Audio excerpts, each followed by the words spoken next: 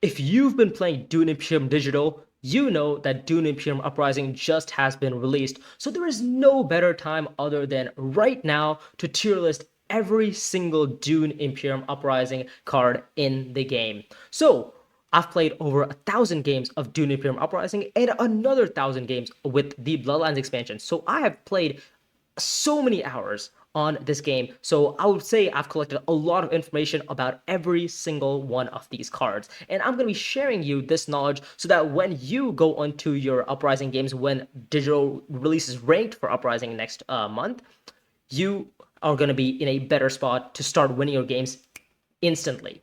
But with that, let's get into this video. Okay, here we have the complete deck list of DUNE Imperium Uprising, gone from the least expensive card to the most expensive card, and we're going to be rating them on this tier list. I've played this game for so long, so I think it is in due time that I do make a tier list of the specific Uprising cards in just base Uprising. When Bloodlines comes out, I assume I'll probably do another tier list for that. So let's get into it. The first card being Unswerving Loyalty. So what does Unswerving Loyalty do? It's a Fremen card, it doesn't have access, doesn't have an agent icon, only has a reveal icon, only has a reveal, effect, which is gives you one persuasion and it gives you a troop. But that troop can only be deployed into the combat if you have a Fremen bond, right? I mean, any sort of other Fremen card in the deck that probably, pairs with Unswerving Loyalty will allow you to deploy that troop. So effectively, at best, this card could give you one persuasion and two swords.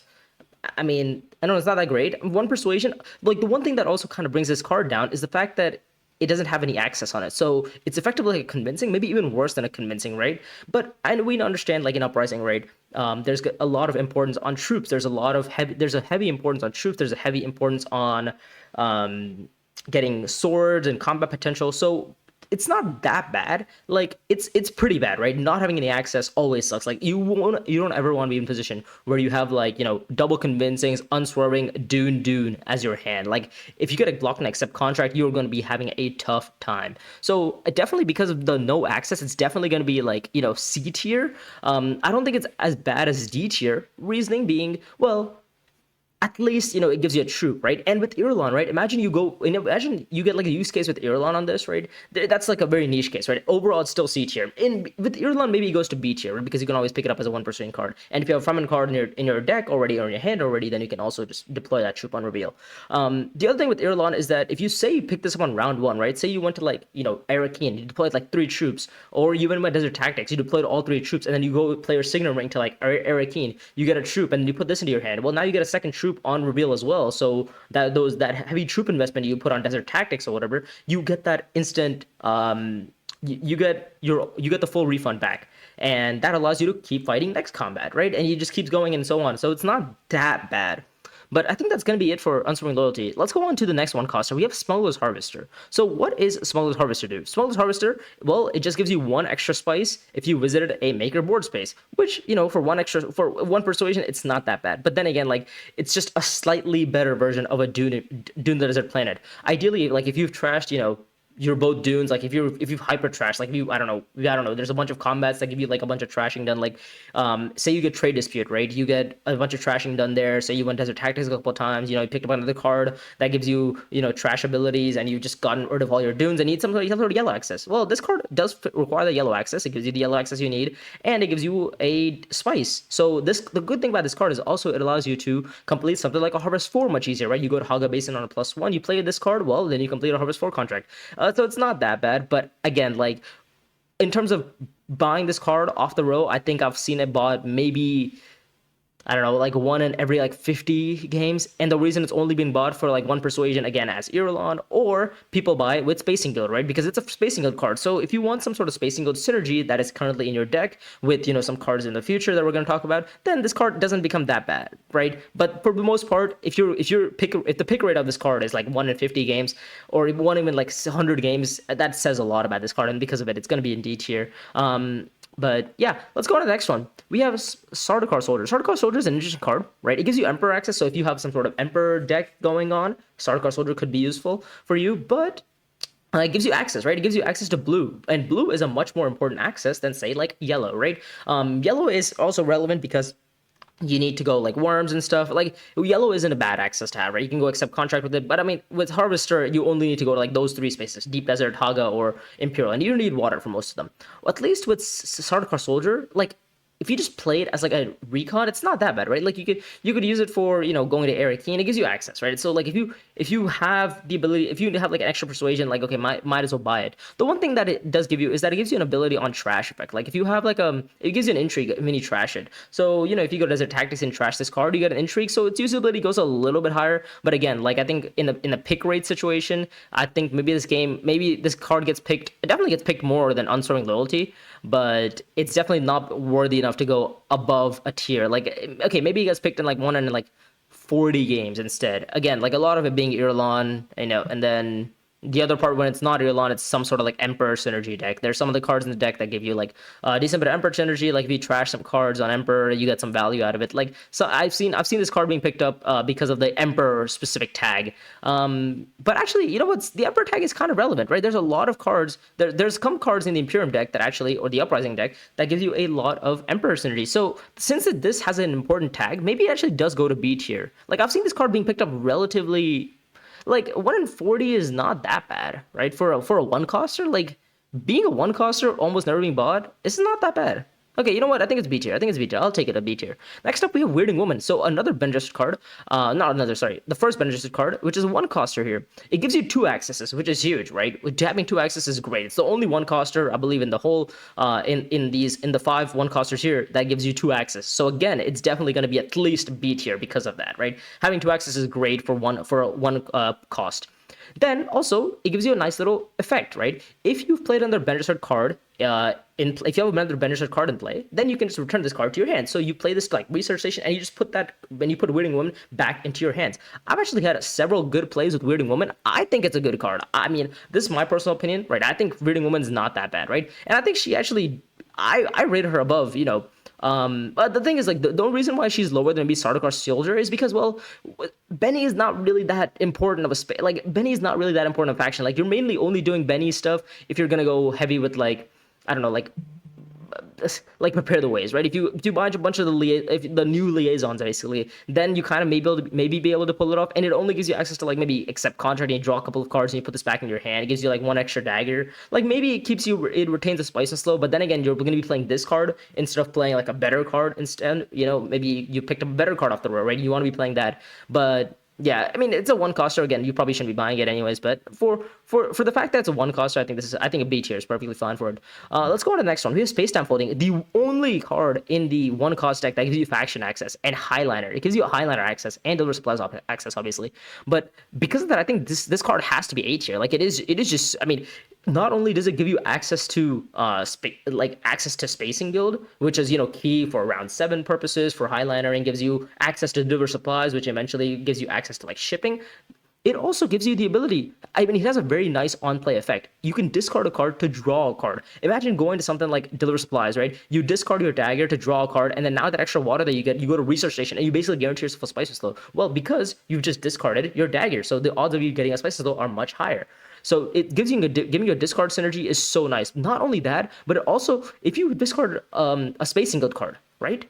Well, then you can draw 2 cards. Imagine in the scenario where you buy a Spice and Slow, right? And Spice and Slows in DUNE Imperium Uprising actually have Spacing Guild tags. So if you buy a Spice and Slow, well, you can start using Space-Time Folding to go, Highliner, go Deliver Supplies or whatever, and discard your Spice and Slow to draw 2 more cards. So this card, I think, is definitely at least A tier. Because, I mean, first of all, Faction Access is great, right? Faction Access is also already super rare in Uprising, and this card gives you Faction Access, only costs 1 Persuasion. Like, I mean, in DUNE Imperium Uprising, I've seen this card being bought so many times. Like, I've seen people pick up Irulan on the opening row just to purchase this card with their Signet Ring. That's how strong this card is. Like then again, like it only has 1 access, right? So it does get a little. It's definitely not S tier. It's definitely A tier because the discard synergy with Spacing Guild and the Spice and Slow strategy does work. Like if you are going to be playing into that discard stuff, it is nice.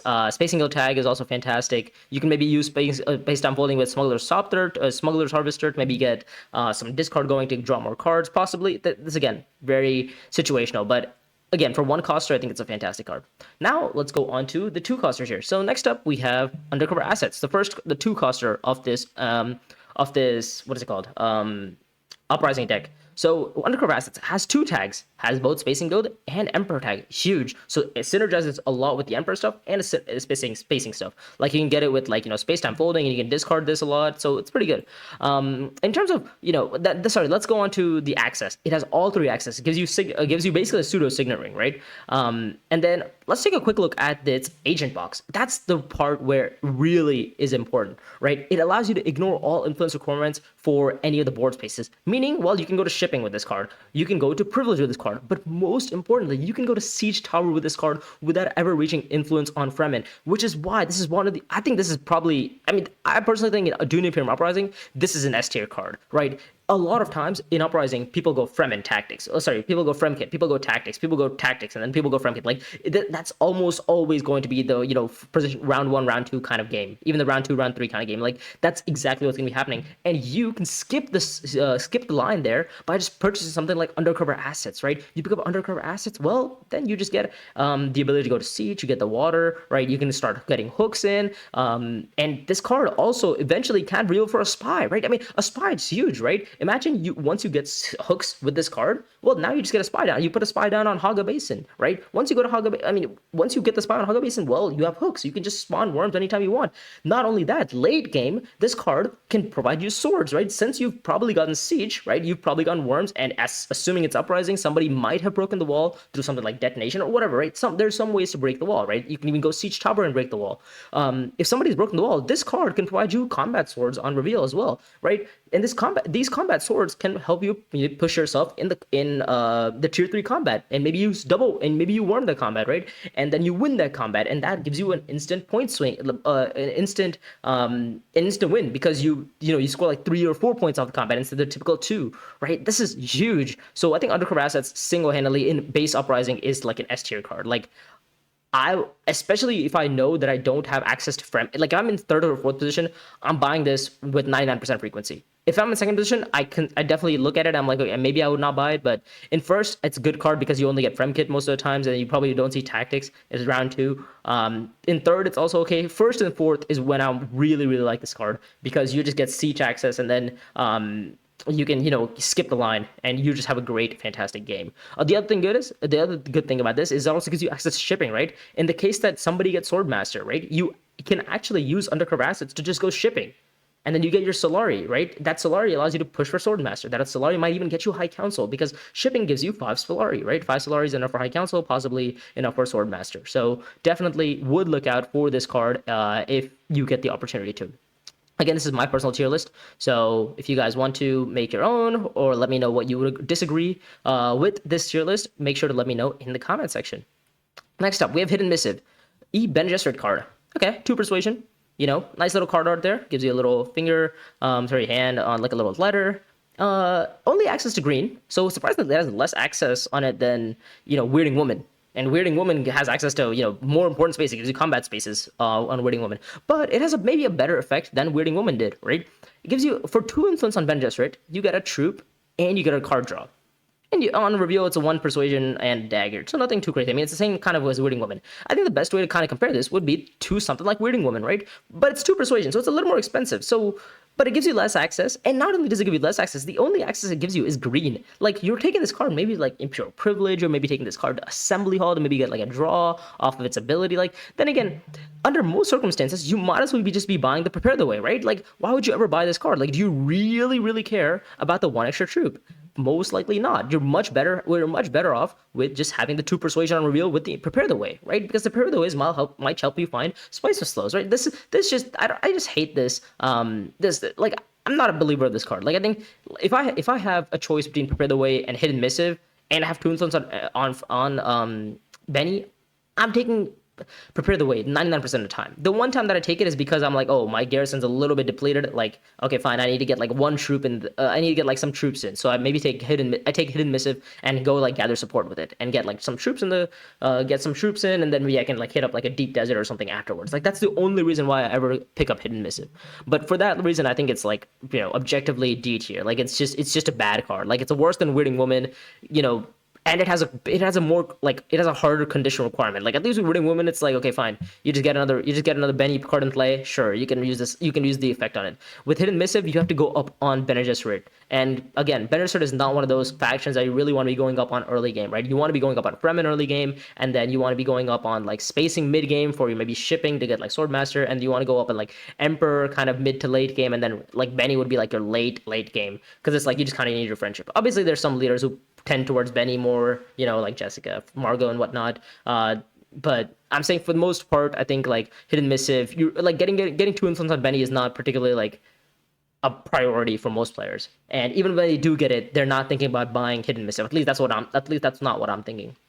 But anyways, we call it for Hidden Missive. Let's go on to the next card.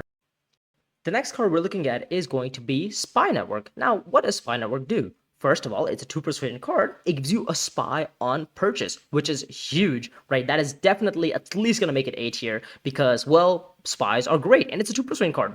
Spending 2 persuasion for a spy is huge, right? Now let's take a quick look at the card itself, right? So it gives you double tags. It gives you access, or gives you synergies with the Fremen tags, and with the Emperor tags and with the Spacing Guild tags. So anytime you can use this to maybe discard with like space-time folding and get some like discard synergy. You can maybe use it with like Emperors and get like a bunch of reveals for swords. Like this is great. I mean, this is great. Double tags is great. The one thing that does bring it down is the fact that it has no Emperor. It gives you access. Access is really bad on this card. So it gets a little bit bad. And since it doesn't have access, well, it doesn't need agent icons, right? Because, well, it doesn't do anything and you can't take it anywhere. But the reveal effect is really, really nice. For 2, it gives you 2 persuasion and a sword, right? That sword might be useful, might not be useful. Like, combats, we know combats are important. If you're going to be trashing your daggers, well, then people know that you're not going to have daggers, meaning you become a little bit more predictable in the combat. But with something like Spy Network in your hand, maybe that, that one extra sword, or maybe that one extra sword does help you maybe get like second place instead of third or whatnot, right? So Spy Network definitely does come in clutch sometimes in terms of the sword. The one thing that we want to take a look at for Spy Network is its reveal effect. Reveal effect, it says if you have 2 or more spies on the board, well, then you can instantly recall one of those spies for an intrigue. Well, we already know exactly how strong intrigues are. I made a whole video on exactly what you should be targeting for intrigues. So since we know how strong intrigues are, this card actually gives you the potential to get intrigues, gives you spy on purchase, so it's like you've already met half the condition to pull one of those spies for an intrigue. So this card is great. Like, I think if I have 2 extra persuasion sitting down around, I will almost always be buying this card. Like, I think it's just like a no-brainer, right? It's like, why would you not want to buy this card, right? That, like, for me, S tier means like, if I have the persuasion, why would I not want to buy this card? Like, it's a great card, right? 2 persuasion, it's almost always gonna be bought, right? Like that's also what I'm thinking. I'm taking into account the cost of the card itself, right? And obviously the utility over the game, right? Undercover Assets has its utility throughout the game, right? Gives you access to privilege later on, gives you access to shipping mid game, it gives you access to siege early game. Spy Network, you buy it early game, you're happy because you get a spy on maybe like Fremen, you get a spy on Swordmaster, you maybe put a spy on Haga. Okay, well, that's fine, you got the early spy down. Okay, but what about late game? Well, late game, you ended up, going to espionage a couple times, you are a spy leader, right? Maybe you're something like Staban Tuig, maybe you're somebody like Margot Fenring, or even Fade Rauta, right? And you got a lot of spies, right? And you're like, okay, well, I don't really know what to do with all these spies, and I'm not like withdrawing every round anyway, so it's like, at least I might get something out of them. Well, Spy Network helps you out, right? Spy Network gives you that potential to, recall spies for intrigues. So those spies can convert into maybe swords. Maybe those spies can convert into, some of the OP, like the best intrigues in the game, like buy access, right? This card, it gives you so much flexibility with your spies, right? Again, the one thing that does bring it down is the fact that it doesn't have access, right? So maybe since it doesn't have access, maybe it's an A tier card. So maybe I was a little bit too hasty on putting on S tier, but I definitely think it's definitely one of the stronger ones in A tier. Like, I think this card gets bought, like out of like 100 games, if this card shows up on the row, it gets bought, I would say at least 95% of the time, right? The other 5% being like, there's better cards on the row and nobody else really cares about it. But the spy almost always is going to be relevant, whether you like it or not. But yeah, this card is kind of nice. Gives you the double access. The double tag. Having no access kind of sucks. Yeah, like, your worst nightmare would be drawing this with your convincings, right? But then again, it's 2 persuasion, so maybe you can just like early reveal for like a spice and stuff. So it's even in that case, like not terrible.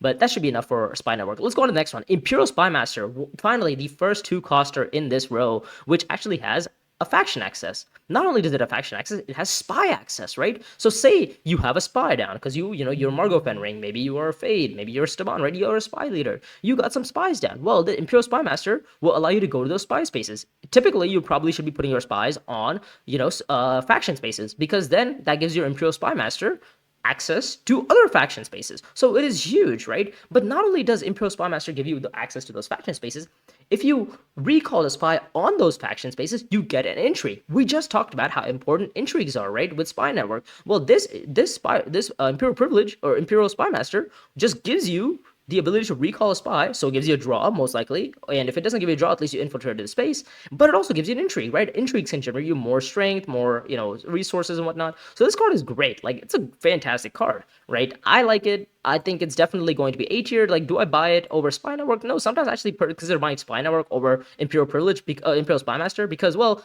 I prefer the Spy. And it's like most cases where it's like, it gives you, having the Emperor access is nice, right? Maybe it allows you to go to Sardaukar at some point. But if it's just for Emperor access, I'm probably not going to be buying it. I really want to make sure I'm only buying this card, well, because if I have at least, spies down, if I am a spy leader, right? At least with Spy Network, it's like, I'm never not going to buy it because, well, at least it gives me instant, rewards for just for having a spy down, or it gives me a spy. At least with Spy Master, it's like, okay, well, I have to make sure I have at least 2 spies down so I can maybe get like 2 intrigues out of it. But other than that, it's like, I would definitely say it's worse than Space Time Folding. Like, I think it's pretty still A tier. Like, it's definitely better than like Sardaukar Soldier. If I have 2 Persuasion, I'm buying Spy Master most of the times. Even if I have 3, I'm still playing Spy Master. But yeah, I think this is fine.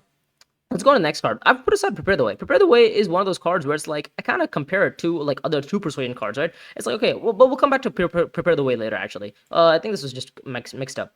Let's go on to the next one. We have Maker Keeper. Maker Keeper, 2 Persuasion, gives you double tags again, right? So you can see a kind of nice little trend here. There's been a lot of double tags on these 2 Persuasion cards, right? Gives you access to both tags on both Bene Gesserit and Fremen. So if you can pair this with a nice little Weirding Woman, possibly, you can pair this with some sort of Fremen synergies, like Unswearing Loyalty. So it gives you, flexibility in terms of how you want to build your deck. But the good thing about this make card is that it gives you access to blue, right? You can take this to Research Station. You can take this to, Siege. You can get whatever, right? You can do a lot of things with that blue access, right? It gives you draw.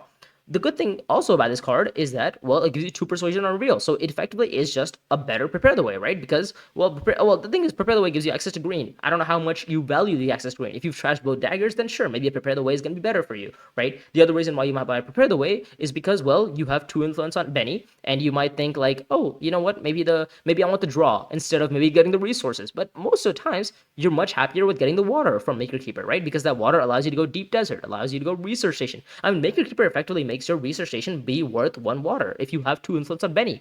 Not only that, if you have 2 influence on Fremen, well, then you get a spice back as well, right? This is huge, right? Maybe you can even take Maker Keeper to like, a Spice Refinery and get like a full 4 spice or 4 Solari for free. It's great. Like, I've bought this card so much in Uprising. I don't think it's like the issue with this card is like, it doesn't have faction access, so it's like you need to make sure you get both Fremen and Benny to really get the full value out of it. And again, Benny's not one of those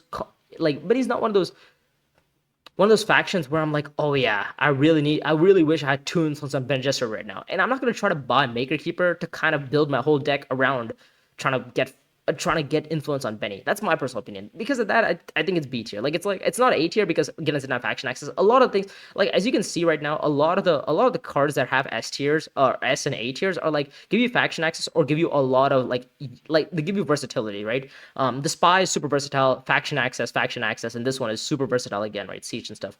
This one is like, okay, well, I'm only buying this card if I have 2 influence on Benny and Fremen, right? If I have 2 influence on Benny, I'm most likely buying this card. But if I have 2 influence on Fremen, I might consider it. I might just buy Prepare the Way instead because it's like, okay, well, at least Prepare the Way gives me the ability to go like Sword Master, especially if I've trashed my daggers. But yeah, like I think it's fine at 2.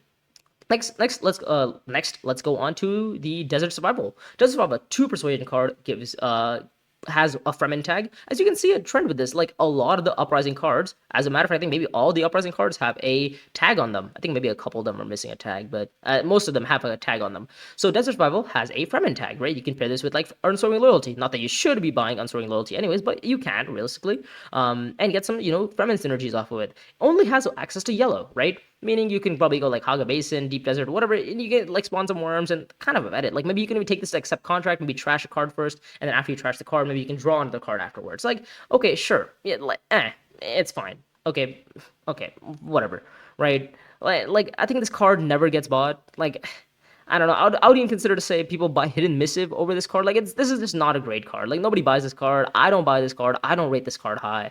Like, trashing is great, but there's also just so many other ways to trash. Like, you can trash at Desert Tactics. I mean, if you're playing a leader that can trash, you can probably get away with that. Like Fade, Irulan, both do a bunch of trashing. Like, and going to a desert space to specifically trash just feels so bad. Like, I'd much rather have a card that gives me trashing on like blue or like faction or something like that. That feels so much better, right? Instead of having to go like getting one spice or getting two spice on like Imperial Basin and having to trash a card.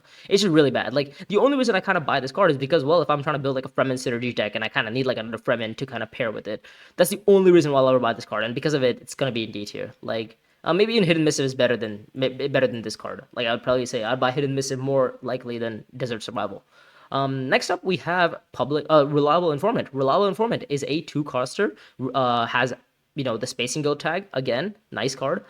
Gives you a spy on the other three faction spaces. So this card I think is actually really really nice, right? Gives you access to spacing. Kind of we talked about this card being having access to some of the key spaces like spacing and Emperor. Or sorry, some like spacing and Fremen are kind of important. So I think anything that gives you access to spacing is kind of nice. But not only that, if you get this card early on, you can put a spy on Fremen and go to Fremen so that you can maybe get siege early on. Like that's kind of why I rate this card a little bit high, right? I mean, I would say it's definitely better than Space Time Folding, right? Audience's Spy Master is better than Space Time Folding. So I guess the order should be like this, right? It should be something like this.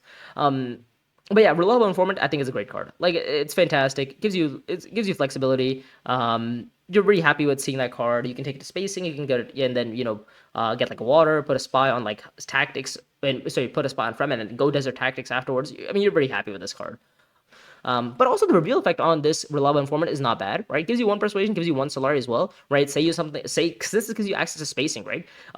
If you actually get blocked on spacing, right? As long as you have two influence on spacing, you can go to shipping, right? And that shipping will give you 5 Solari, and you reveal this card on accident for one more Solari. Well, that's your Swordmaster money. It's not that bad, right? One Solari camp, it's not too bad. It's not great either, but I think overall, I think it's definitely gonna be like A tier. I think definitely rate Spy Network a little bit more than Reliable Informant. That's just my personal opinion. Next up, we have Fedaykin Still Tent. Fremen tag, only access to yellows. Again, like a Desert Survival kind of, 2 persuasion to buy, has no persuasion reveal, but gives you a water. So it's a resource generating card. As a matter of fact, it's so resource generating that if you take a look at its agent box, it says if you send an agent to a maker board space, kind of like Smuggler's Haven, kind of like Smuggler's Harvester, instead of a spice, you get a troop. So it's like this card is kind of only useful for like something like Muad'Dib, right? Muad'Dib is like really, really wanting to go like Fremen, like, or if you really know that you're gonna go heavy on worms, like you round 2, you won the Chris Knife combat on round 1, and you like got hooks early on. Then this card is not that bad because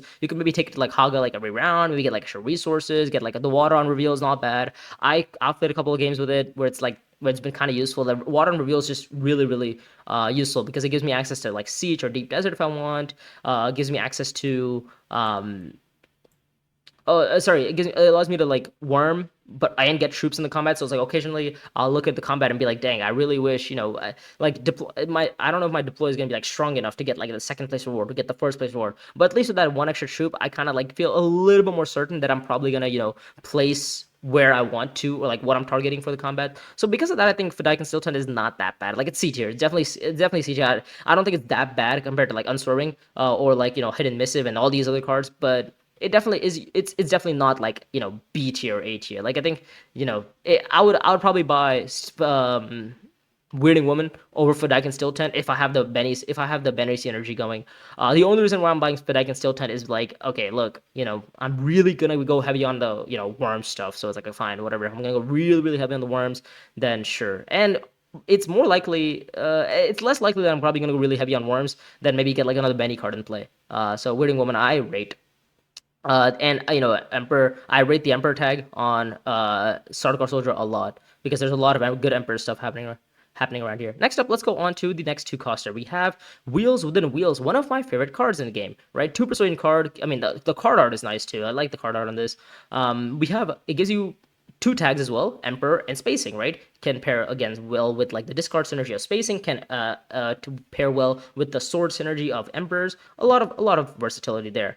Gives you spy access only, right? But if you don't have spies down, well, this card is great for you, right? Because this card also just reveals for a spy, right? You reveal for a spy, and then you just take that, and you take the wheels and wheels to whatever spy you revealed it for. Like, you just take it to Emperor. Ideally, you should probably be putting it on one of these two faction spaces. You should be putting on either Emperor or Spacing, right? I really like putting the spy usually early on, like Spacing, right? Not only because Spacing is kind of like a highly contested spy for like Highliner and stuff, but also going Spacing, getting a water or getting Highliner, and getting one of your spice back for, you know, that Highliner or the water back always feels nice. Like, I kind of really like the playing this card because it's faction access, but also revealing this card is not bad, right? Spy access is great. Like, and because of that, I think it's definitely going to be like A tier. In Bloodlines, this card becomes like S tier. Like, this card is so good in Bloodlines, but for the most part of Uprising, just base Uprising, I think this card is definitely like A tier. I probably buy some Wheels and Wheels more often than I buy Spy Network. Like, if you're giving me a choice between Wheels and Spy Network, I'm most likely buying Wheels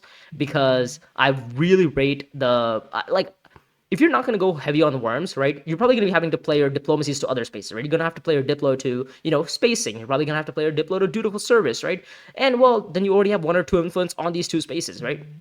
And all you need to do is just put a spy on one of those two other faction spaces where you already have one influence, and you get the second influence instantly, and Wheels and Wheels completely activates for that reward. So I really, really like that. Really like that line. And also the spy reveal is something I really value, because the spy reveal not only gives you access to draw cards, but also gives you infiltration purposes. So this is I like anything with spy mechanics. I really, really like. That's my personal opinion, right? You could also make the same argument about Maker Keeper. It's like, oh, Dino, why did you not put Maker Keeper higher? Because, you know, Maker Keeper gives you the same amount of synergies, right? She's like, okay, well, if you have the same influence on Benny, if you have one of Benny, just go Benny again, and, you know, get a water. Like, yes, you can make the same argument there, but Benny again is not as important of a space as something like Emperor or something like Spacing, right? With Emperor, the thing was, if you actually get two influence on Emperor, well, then you can start using this two slurry you get from Wheels and Wheels to start going privilege, right? Now your privilege effectively becomes one Solari, and now you can like cycle some cards, right? You get like a dagger out. Okay, fantastic. You use a dagger to go Imperial privilege. Fantastic. You just play Wheels afterwards, and you get your Solari back. And, you know, you can cycle out intrigues, you get to see better cards, you hold persuasion. Like, getting praxis to privilege is so much more important than whatever, you know, Bene Gesserit could do for you. But that's why I really like Wheels on Wheels. Like, I think the Emperor stuff I really prefer. And then finally, we're just going to rate the Prepare the Way, because, again, it's a 2 persuasion card, and obviously, like, this card for being 2 persuasion, giving you double access, having the Bene Gesserit faction tag. I mean, if you have 2 influence on Benny, it's great. I mean, what am I buying it, right? Like, the real question is, like, between all these two costers, would I buy it over, you know, something like a Spy Master? Would I buy it over Maker Keeper? Would I buy it over and I think the answer is I think it's a B tier card. Like, it's like I would probably buy Space Time Folding, to be honest, over Prepare the Way, because, well, it gives me access, right? And it's like, eventually I know that at some point in the game I'm probably gonna buy Spice and Slow. And, well, Space Time Folding will allow me to cycle that Spice and Slow. But I think I might actually buy Prepare the Way over over Maker Keeper, because, well, it gives me double access, and maybe I mean, like, it's kind of like these two are kind of interchangeable. Maybe I can even rate Maker Keeper higher, because, well, it gives me, you know, spice on Fremen, and at least if I'm gonna have 2 influence on Fremen, this gives me something out of it. But yeah, this is kind of just my take on it, like where Prepare the Way sits, and I think it's right now it's perfectly like correct. Like, it's the most average card in the thing. It's in B tier. Like, it's in B tier. It's in the middle of B tier right now, right? It's like the average of the average. You could not make it any, you know, worse or better. So I think this is a perfectly placed card. I like this card as well. I think it's a great 2 persuasion card. But anyways, let's go on to the 3 persuasion now. We're going to open with Double Agent. Double Agent, 3 persuasion card. There's a lot of text on this, but I'll probably summarize quickly for you guys. As a matter of fact, if you play on DUNE Imperium Digital, the card literally just summarizes itself. But let's take a look at what it does. Double Agent gives you 2 tags, Emperor and Spacing. Again, I mean, as you guys can see in Uprising, again, there's a lot of tags going on. Spacing and Emperor tags really, really do well. At least from my opinion, you know, from what I've played. I've seen Spacing and Emperor tags do pretty well. Mainly Emperor tags. The Emperor tag is really something that I value a lot in Uprising. But the Emperor tag is here, Spacing tag is here. Let's go, and it gives you triple access, the same thing as your Signet Ring. So again, pretty nice card. And the thing is, this card just basically puts a spy on the space that you just went to right now. So it's like you take this card to Swordmaster. Well, then you just go put a spy on Swordmaster. The best part about this card is the fact that you can probably take it to Haga Basin, right? For 3 persuasion, you take this to like Haga Basin, and then you just put a spy back on Haga Basin, and then you just keep going again and again and again and again, and you just keep getting the worm, and you keep getting more rewards, right? Nobody stops you from worming. It's fantastic. I like this card. It gives you a spy, right? It gives you infiltration. It's huge. I like this card. I really rate this card. I mean, double tags are great. Personal opinion, I really like this card. Obviously, some other players don't really rate it as much. I mean, 3 persuasion can be a little bit taxing, right? Some people just prefer buying Prepare the Ways over the double agent. But again, that's just also like my personal preference. Is like I would kind of rate double agent a little bit higher than like a Prepare the Way. But again, in terms of like where on A tier it sits, I'd probably say like I think this is probably fine. It's reliable. Sometimes I just take Spy Network for the extra persuasion. I definitely most likely will buy Wheels. Reliable Informant, I'll probably would buy it over Reliable. Yeah, I'd probably buy it over Reliable Informant. I think. Yeah, I'd probably buy it over Reliable Informant. Um, I just prefer the value of the spy, like instantly being able to take this to like Imperial Privilege and just putting a spy back and just still being able to draw like 2 cards every round just feels super super nice. And the next up, I think the next card we're going to talk about is Guild Envoy, right? It gives you access to all the faction spaces, right? And then it gives you, you get to like discard a card.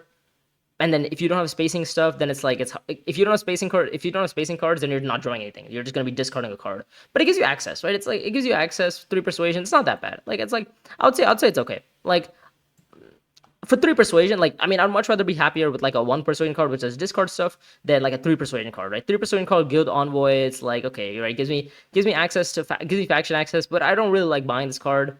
Unless, especially if I don't have any other spacing, and I don't really want to buy something like Smuggler's Harvester just to pair with it. Like it's like, okay, discarding a card is not bad, but also having faction access is not bad. Like I like having cards that actually have like on play effects. Like eventually, if I get a Spices Slow, then this card becomes great.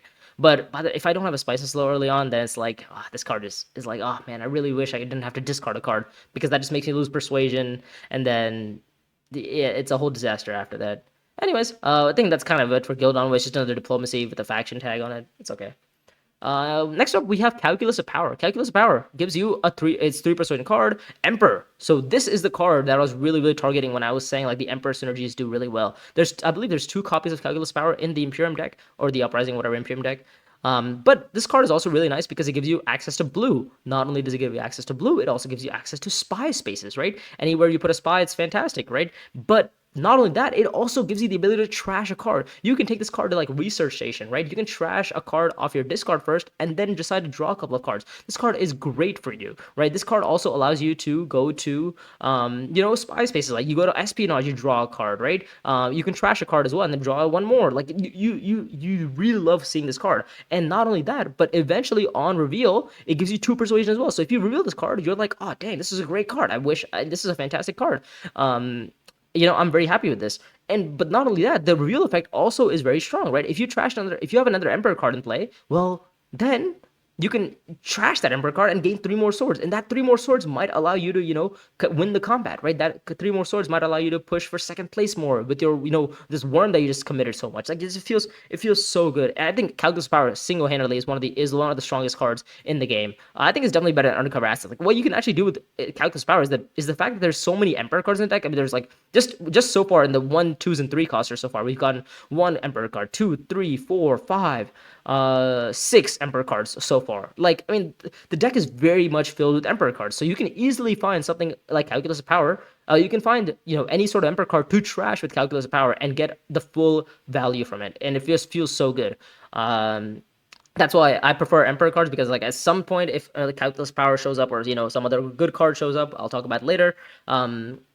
You're very, very happy. So, Calculus Power I think is one of the strongest cards in the game, and I definitely think it's not worth early billing for. I think it's definitely S tier. Like, don't get me wrong, I think I pick it up more often than not. Even in Bloodlines, I still pick it up. But I think overall it's like really, really strong, and you should probably be buying that card. Especially if you're a spy leader. If you're a spy leader, I mean, this card is a no-brainer. But even if you're not a spy leader, like getting the trash off on like a Eric Keen, or getting the trash off on like Refinery or even Research Station is much stronger than getting the trash off on something like a Desert Space, right? But also I prefer the Emperor tag over like the Fremen tag. But anyways, I think that is going to be it for for calculus power. Let's go on to the next one. We have Thumper. Now, what does Thumper do? Thumper is a 3-coster. Gives you access to Fremen. This is, by the way, is a promo card. So in Uprising Digital, it is the promo cards by the time I'm recording this video have not been out. So this is mainly just for the people who play base Uprising at home. The card is all right. I mean, the card art is like okay, I would say, and then it gives you access to what's it called, dunes. Like gives you access to yellow harvest spaces, and then if you double the amount of spice that's currently sitting on that maker space, but if there's no if there's no extra spice sitting on the maker space, then you just harvest whatever's there. And then in that case, you just probably should have bought Smuggler's Harvester instead. I mean, on reveal, it gives you 1 persuasion and 1 spice. Like, yeah, this card is pretty bad. I mean, it's a great promo. I mean, it's a promo card, right? But it's a terrible card. Like, I mean, this is really, really bad card. Like, let's be completely honest. This card is really bad. I mean, I would probably even buy. Okay, maybe not. Maybe I'm saying I would probably buy it over. I guess maybe I probably would buy it over Hidden Missive. Yeah, maybe I probably would buy it over Hidden Missive. Yeah, I buy it over Hidden Missive. Maybe it's like, maybe if I know I'm going to be setting up for like a deep desert play and I'm the only one with 3 water, then okay, sure. Thumper is great because I just generate like, +4 plus whatever, deep desert is sitting on. If deep desert is sitting on +3, then I just get 4 + 3 +3, which is, 10 spice in 1 action, which is great, right? 10 spice in 1 action is great for 3 water. So it's like, some cases I'm like, okay, this is not a bad card. But like for the most part, it's not a great card, if we're being completely honest. But I think that's enough for Thumper. It's a promo card, whatever. Next up, let's go on to the second promo card of the Uprising deck. We have the Beast Spoils, 3 persuasion card. Emperor tag, great. Already very happy with the tag here. Gives you access to blue, right? City spaces, gives you access to research station, spice refinery, siege tower, area king, great. Okay, but the main thing that you really want to be buying this card for is because you have multiple icons that you haven't matched, right? Because each time this card will give you different resources depending on your icon. So I prefer having the trash early on. So if I have a Chris knife, I will try to buy something like Beast Spoils. Because the Chris knife allows me to trash cards, like I get rid of my daggers, and then I see, either I see Beast Spoils more and I start reeling for Beast Spoils, because we'll get to the reveal in like a second. Actually, let's calculate the reveal right now. It gives you 3 swords. Like 3 swords reveal is so strong. I mean, it's beautiful, right? You can hammer down combats pretty easily. It's just fantastic. And you can kind of blindside your opponents when you have this kind of 3 swords on reveal. Obviously, if your opponents are good, they'll probably track exactly where it is, so it won't like blindside them. But in the case that you end up finding yourself in a position where people forget that you have this card, it can, kind of get you over the top, maybe in like second place or something like that. So it's super, super nice. I really like base spoils. I think it's like I would say, like the reason why it's bad is because if you match early on, then this card becomes useless. And it's like 3 swords is like okay, but it has no persuasion, so it's like it's hard for me to determine between Prepare the Way and this card. That's what I'll put it as. Like it's like, do I buy Prepare the Way? Do I buy base spoils? Like it really depends on the strategy, right? This is like super strategy dependent. Prepare the Way is not strategy dependent. Like you buy Prepare the Way because you just want to draw cards in the future, possibly for your better cards to find Spice and Slow, right? Maybe you're drawing Prepare the Ways to find maybe some sort of swords, right? Like it's super nice Prepare the Way. Beast spoils is kind of points you towards like one direction. It's like, okay, you're gonna go combat heavy. And you kind of, if you find this card on reveal, then you have to find another way to get some persuasion. You better hope that you've trashed your daggers, otherwise you're never seeing a Spice and Slow. So this card is like, like it's a good card. Like if I have like all 3 icons, or even 2 of the icons, especially one of them is a Chris knife, I'll probably buy this card for the early trash. I could also, to be fair, you could also use this card to trash itself later on. It's not that bad. But for the most part, it's a contention between like itself and like Prepare the Way. That's how I'll put it. I think B tier is probably probably accurate for itself. But yeah, I think that should be it for Beast Balls. That's the second promo card that we've talked about. I don't know if that's the only one. I think there's maybe one more coming up later, but I don't know. Anyways, let's go on to the next 3 persuasion card, Bene Gesserit Operative. A 3 persuasion card gives you a Bene Gesserit tag, because, well, it is a Bene Gesserit Operative, obviously. I'd hope it would have had the Bene Gesserit tag. It gives you access to Bene Gesserit. Okay, fantastic. So it's really following this like Bene Gesserit theme here. It gives you a spy, which really, really follows the Bene Gesserit theme.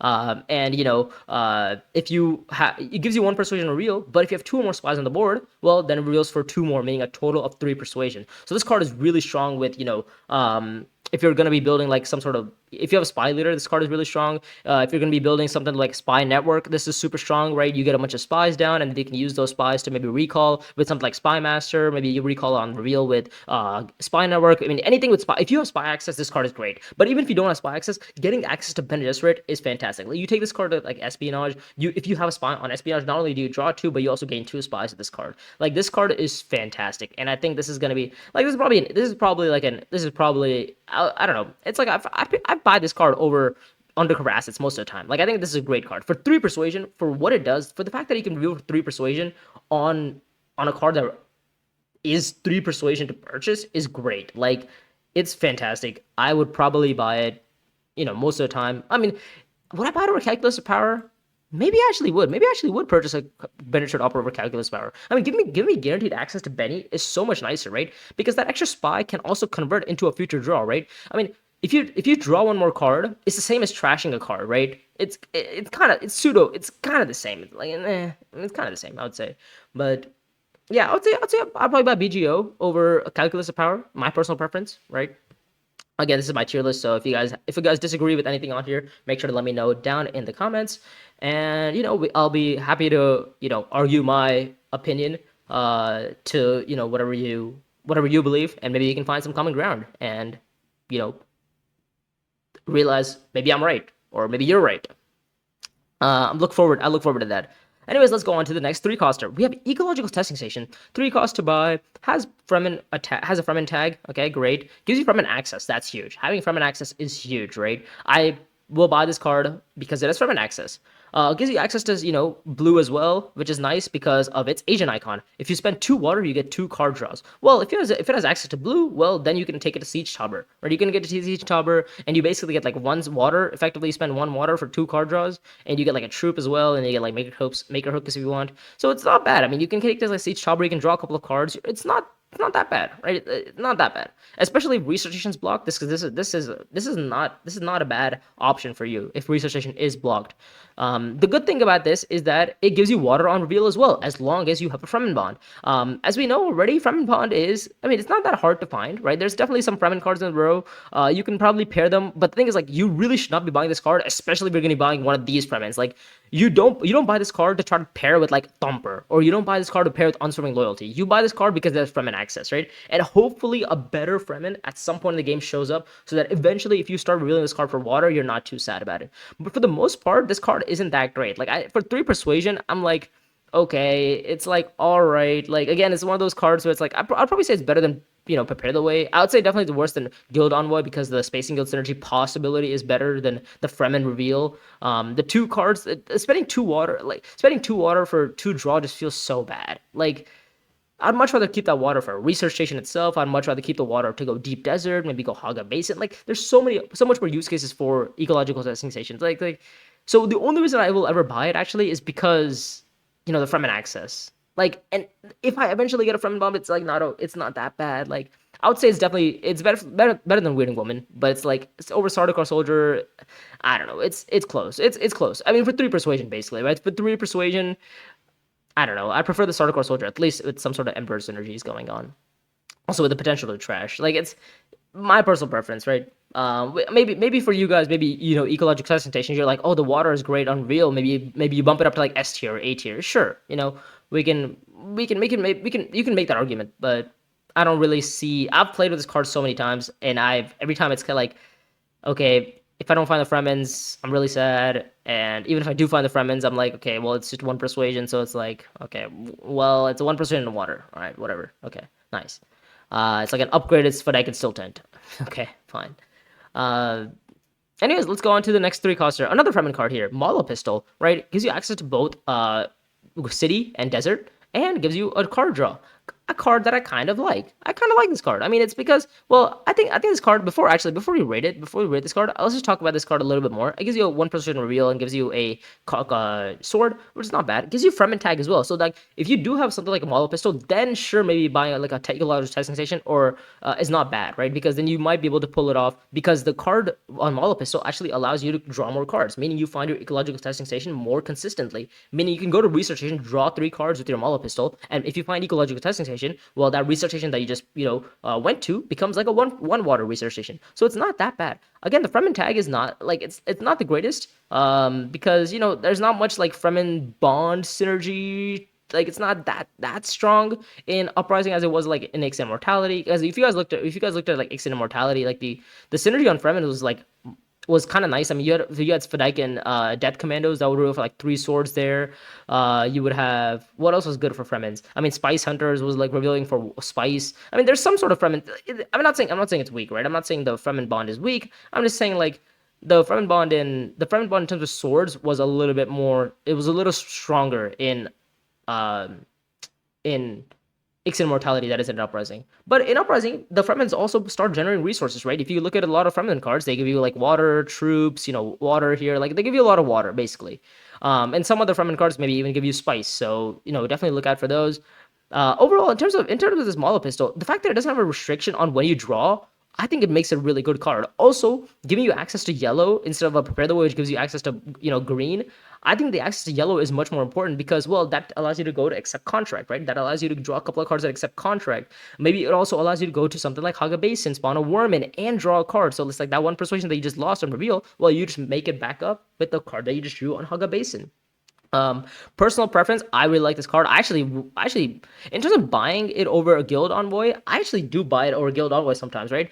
Because I just prefer the draw. Over Space Time Folding, it's like interesting. Like I think it's definitely B tier. It's definitely higher on the B tier list. Like I would definitely buy it over Prepare the Way. Obviously, if I'm gonna be playing to a more Bender's deck, then I buy Prepare the Way. Again, like these cards in the B tier here are like very interchangeable, right? It's like if I need faction access, then sure, I buy Guild Envoy over Mala Pistol, right? If I have a bunch of spacing stuff, then I definitely buy Guild Envoy over Mala Pistol. The reason why I'm putting Mala Pistol right now is if you gave me like a completely blank deck, right? Like no spacing stuff, no nothing, and you were told me like, okay, it's going to be hard for me to get influence on Bene Gesserit because, I mean, it generally is going to be difficult for me to get influence on Bene Gesserit because it's just not one of the factions that I focus on. So, since it's not one of the factions I focus on, well, the draw from Prepare the Way is not going to be easy for me to get accomplish. But Ball Pistol, I don't have to worry about that because it just gives me the draw itself. Now let's take a quick look at the next card. We have Guild Spy. What does Guild Spy do? Guild Spy, it is 3 persuasion, but you also get a spy on purchase. That's not why it's good, but it's part of why it's good.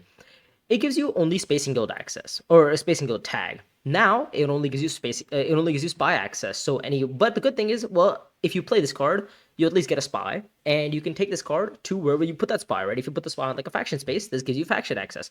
Put it on like Haga, well, you can spawn worms with it. Fantastic. But that's not why it's good. Let's get onto the agent box. The agent box says if you discard it, you can discard a card to draw a card, kind of like space-time folding, right? You discard a card to draw a card, and similar to space-time folding, it has a spacing guild effect. It says if you discard a spacing guild card, then you get an intrigue. In space-time folding, if you discard the card, you got a card draw. So it's a little bit different. Maybe the intrigue is a little bit more powerful. It makes sense why it's 3 persuasion versus just being the regular card. Being 1 persuasion. So it is definitely objectively better than space-time folding. But that's not why it's considered one of the best cards in the game. It is considered one of the best cards because of its reveal effect. It's 2 persuasion, but the strongest part about its reveal effect is that if you buy a Spice and Slow during your reveal turn, when you reveal Guild Spy, you get a faction bump for every single space where you have a spy on a faction, on a faction board. Meaning, if you have a spy on Fremen, if you have a spy on spacing, if you have a spy on Bene Gesserit, that means you instantly can get a 1 faction bump on each one of those tracks, effectively giving you a 2.5 point worth in 1 turn. Meaning the Spice Slow is considered 1 point, and then each faction bump, which is considered half a point, times 3 is 1.5. So you gain you get 2.5 points in that 1 reveal turn, which is huge. Now imagine doing this over doing this 3 times, even 2 times. You basically get a total of 5 points in just 2 actions. And that is crazy amounts of value for this card. I've seen people open reveal for this card. I've seen people specifically pick leaders to try to counter this card. People pick Fade so that they can get some spies down, right? You want to be able to put spies down on faction spaces. The best part about this card is that it also gives you a spy on purchase. Imagine we took the spy away, right? If the spy was taken away, this card is still great, but it's a little bit less powerful because you actually essentially have to work for all your spies. And if you don't have a card that generates spies, something like Reliable Informant or something, you need to be able to go to Espionage to generate spies. But since this card gives you a spy, you already get a spy on something like Bene Gesserit, meaning anytime you go to Espionage, you put a spy on another faction space, well, that's at least going to be 1 point worth on your reveal, right? Because you get a point, you get a bump on Benny and a bump on spacing. So this card is really, really strong. I mean, at worst, it can generate you 2.5 points per reveal action.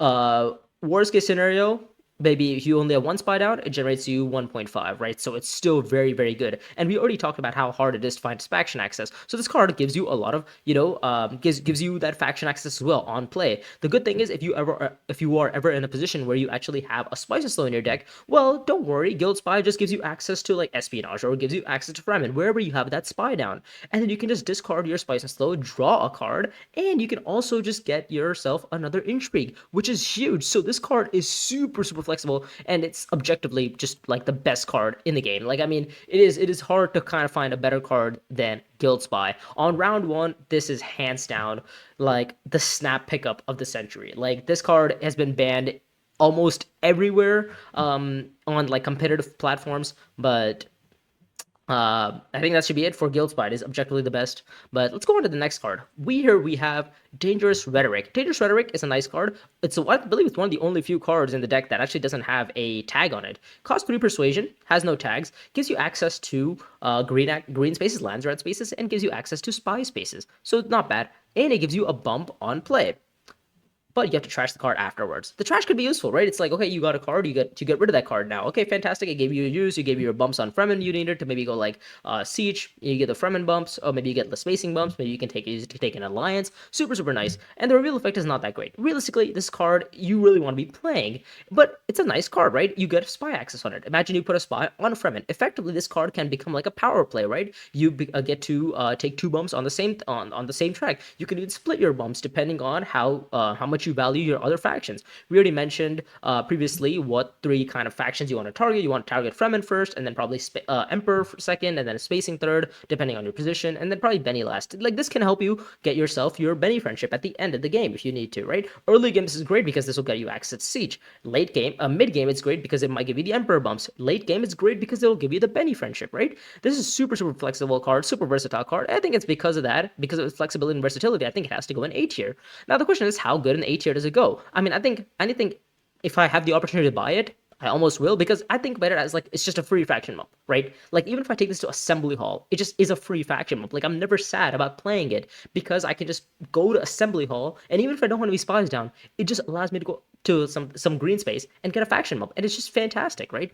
I'm never sad about seeing this card. I think it's a great card. Would I buy it over Wheels on Wheels? Probably. I think that's probably one of the few cards where it's like, okay, I mean, well, I just prefer the faction mob right now. Obviously, I might consider Wheels depending on my position in the spacing and Emperor influences, but most of the times I'm probably happy with buying Dangerous Rhetoric. The next card we have is Cargo Runner. Cargo Runner, again, a pseudo signet ring kind of a card. It gives you access to all 3 of the, desert spaces, gives you access to city spaces and lands red spaces. Cargo Runner costs 3 Persuasion. Again, we're the 3 Persuasions cards. It has a Spacing Guild tag, so can be used with like Spacetime Voting, Guild Spy, whatnot, to maybe get some discard synergy off.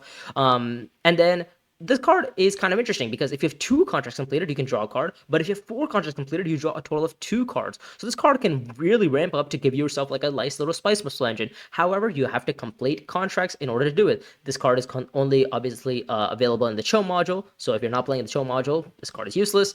And the reveal is not that great.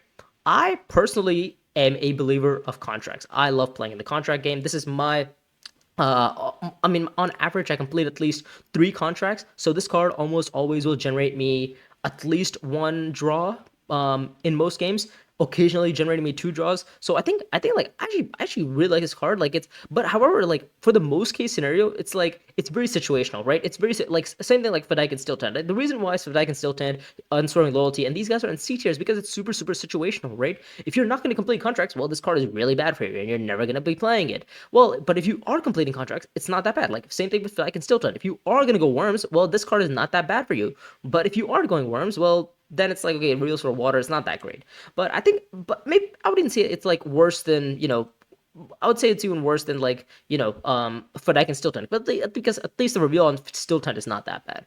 But Cargo Runner, the reveal's horrendous, and if you don't have 2 contracts completed at least, this is worse. You're better off just buying a Prepare the Way instead of the Cargo Runner because it's 2 persuasion on reveal, gives you a card draw instead. Because it kind of gives you like the same amount of access. Like even Mala Pistol is just better. Like the only reason why I ever buy this card is because I have a bunch of contracts that I've completed.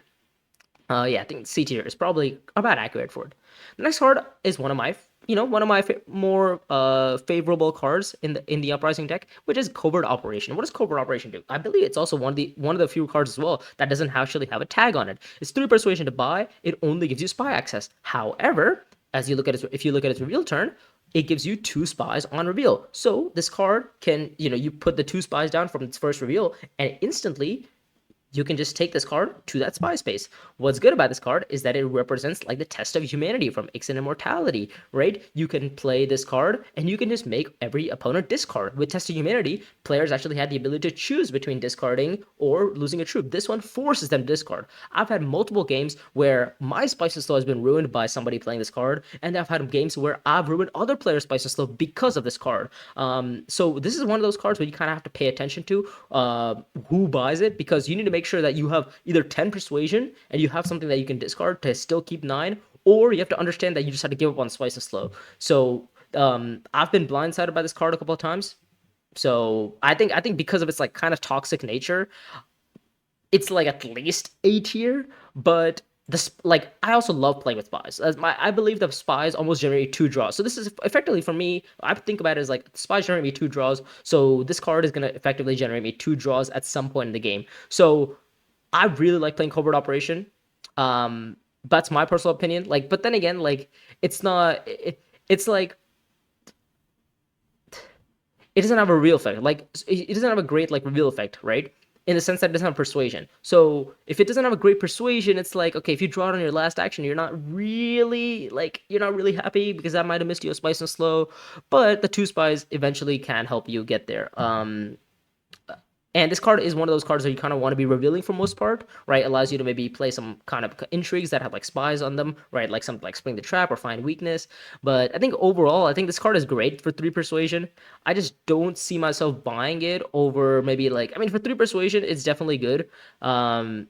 I would say it's definitely higher on the B tier, maybe even like A tier kind of thing. I really like picking this card up. I personally prefer it. Some players, I don't know, some players actually think this is like a really bad card. Some players think this is a really good card. Some people, it's very variance heavy. But I think this is where I'll put it for right now. The next thing we're going to look at is going to be Branching Path. A Bene Gesserit card, 3 persuasion to buy, gives you access to both Bene Gesserit and city spaces. The good thing about this card is that it requires an alliance, right? But when you get an alliance, specifically the Bene Gesserit alliance, you can trash any kind of bad intrigues that you have to get new intrigues and get 2 spies on the way. And this card has a great reveal of 2 persuasion. So this is objectively just a better version of a Prepare the Way, right? Because it gives you access to Bene Gesserit. So it's a faction card, and it gives you an incentive to maybe get the Benny Alliance, right? As we mentioned, players really aren't going to be targeting the Benny Alliance early on, right? Most alliances are probably going to be Fremen and then maybe spacing an Emperor, but Bene Gesserit is not one of those alliances that's really heavily contested. Unless obviously some leaders kind of go for it. But this card kind of gives you an incentive to go for the Benny Alliance, right? So it's not that bad. And I actually think it's a pretty good card. The only thing I would say is that I would actually prefer buying, even Pistol. I don't know. I'll probably say I'll buy over Pistol. I'd probably buy Branching over Pistol. Is because, like, my thing is, like, I'd buy Covert over Branching simply because Covert gives me spies, and Branching is only reliant on me going for the Benny Alliance. And the thing is, if I go for the Benny Alliance and I don't get it, or if somebody else beats me to it, then now this card is just like a 2 persuasion reveal because there's no on play effect, so it just sucks, right? And I don't really want to go to Bene Gesserit more than 2 times because, well, I already have my friendship, and if I'm not getting the alliance, then it just sucks, right? So it's like it's great if you get the alliance, but it's so bad if you don't. Like high ceiling, mid floor. That's why it's B, right? High ceiling because if you get the alliance, it's great, and you can go secrets and like cycle out some intrigues. But I usually don't like buying this card early. I only buy it if I kind of have like a hold on the Benny Alliance. If I already have like the friendship already, that's kind of the only reason why I'll buy it. At least with covert, it's like, okay, well, I just get 2 spies, and I'm never sad about, those 2 spies, because they'll just help me draw and stuff. But yeah, I think that should be it for branching path. It's kind of situational over like pistol and all these other ones. I'm like, okay, at least it gives me access to Benny, whatever. I'll take it. Anyways, let's go on to the next card. We have Rebel Supplier. What does Rebel Supplier do? It's a 3 coster. Gives you is a Fremen tag, so bonds nice with like Fremen with Echolot testing station and make keeper and stuff. But yeah, the nice part about this, it gives you city access, but if you recall a spy during your turn that you played this card, you can actually get 2 more troops. And one thing to keep in mind about this card is that if you play this card with something like Special Mission, right, you actually end up recalling, if you go to like Arakean, right, but you actually play Special Mission to recall a spy from like a different space, right, instead of recalling a spy from the space you just sent this agent to, as long as it's during that same turn, you proc the 2 troops, which is great, right? It gives you a lot of flexibility if you actually have some intrigues that actually have a bunch of like, recall abilities. But obviously, for the most part, you probably are going to be just putting a spy on like Arakean or Siege or Refinery and just going to one of those spaces, recalling an agent, recalling a spy, and just getting those 2 troops. This card is great because it kind of helps you build a very nice combat deck. For the most part, this card is just like a card that you really want to be playing as Margot Fenring. I wouldn't say maybe that's Lady Jessica because, Lady Jessica can go like espionage and get some like spies down. But this is mainly just a Margot Fenring card. So it's very kind of one-dimensional, right? And if you're not a spy leader or like Staban or something, it's kind of difficult for you to kind of get spies on spaces. Obviously, unless you bought something like Covert Operation, right? It's a little bit difficult for you to get spies down, especially on city spaces. So, and most of your spies, as we mentioned, should probably be going on faction spaces because if you bought a card that gives you access to spies or gives you spy access, well, you want to be taking it to factions for, influence. You don't really want to be putting on city spaces unless you need the draw. But then if you need the draw, then maybe Rebel Supplier wouldn't really help you because the reveal on the Rebel Supplier is not that great. Only 1 spice and 1 sword, not that relevant. So for the fact that its reveal is kind of bad and the fact that it kind of like it's like one of those cards where you kind of have to play it, and if you have better cards in your deck that you don't want to that you can't force like to play Rebel Supplier, it's not that great. And because of that, I think it's like I think it's a good card. Don't get me wrong. I think it's a good card, but it's also very, very situational on being, like you have to buy it with as like you have to buy it as like Margot Fenring. You have to buy it like when you actually have a decent bit of spies down. Like that's why it's good. Like if you actually have that condition of spies down, it's great. Don't get me wrong. But yeah, I'll keep it as like B tier for now. Next up, we have Northern Watermaster, another Fremen card. This one has only city access, cost 3 persuasion, gives you a water on play, right? Taking this card to like research station effectively makes you a one water research station. Siege gives you 2 water basically, and then that sets you up 4 research station, or even possibly for like a deep desert, right? You can use this card to snag away deep desert from the player who's spawning worms in, which is great. The good thing about this card is that the reveal effect is also very strong, right? If you get some sort of Fremen bond, right, with ecological testing station or like Make Keeper or whatever, right, you actually get 2 spice. And that 2 spice is super relevant. That allows you to highliner, that allows you to go to maybe shipping to get like resources. Like this is super, super nice of a card.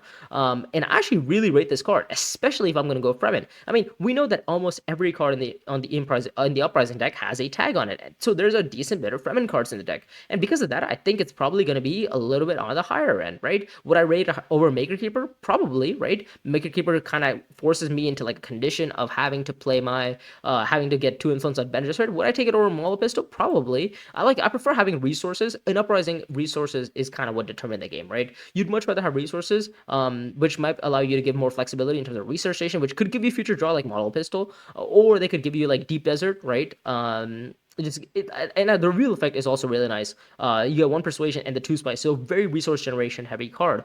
Personal preference, I really like it. Would I take it over Branching Path? Yeah, actually would. I actually would take it over Branching Path because I prefer, the city access is nice, but also the real effect is not bad. And if I don't have the alliance on branching, it's like I'd prefer to have the Watermaster instead. But yeah, enough about the Watermaster. Let's go on to the next card. This is going to be the 4 persuasion cards. We are into the 4 persuasions. First up, we have Paracompass. Interesting card. Again, a card with no tag on it. Only city access, so only 1 access, but it gives you 2 Solari when you play it. which could be useful to maybe get like a, snag away High Council, maybe get like Sword Master, which also makes sense if you look at its reveal effect. Its reveal effect says if you have a seat in the High Council, you get 2 Persuasion. This card reveals to 2 Persuasion. And if you also have Sword Master, this card reveals to a total of 3 Persuasion. One thing to keep in mind is that this card, in order for you to even reveal for 2 Persuasion, you must have High Council. If you don't have High Council and you only have Sword Master, this card reveals for 0.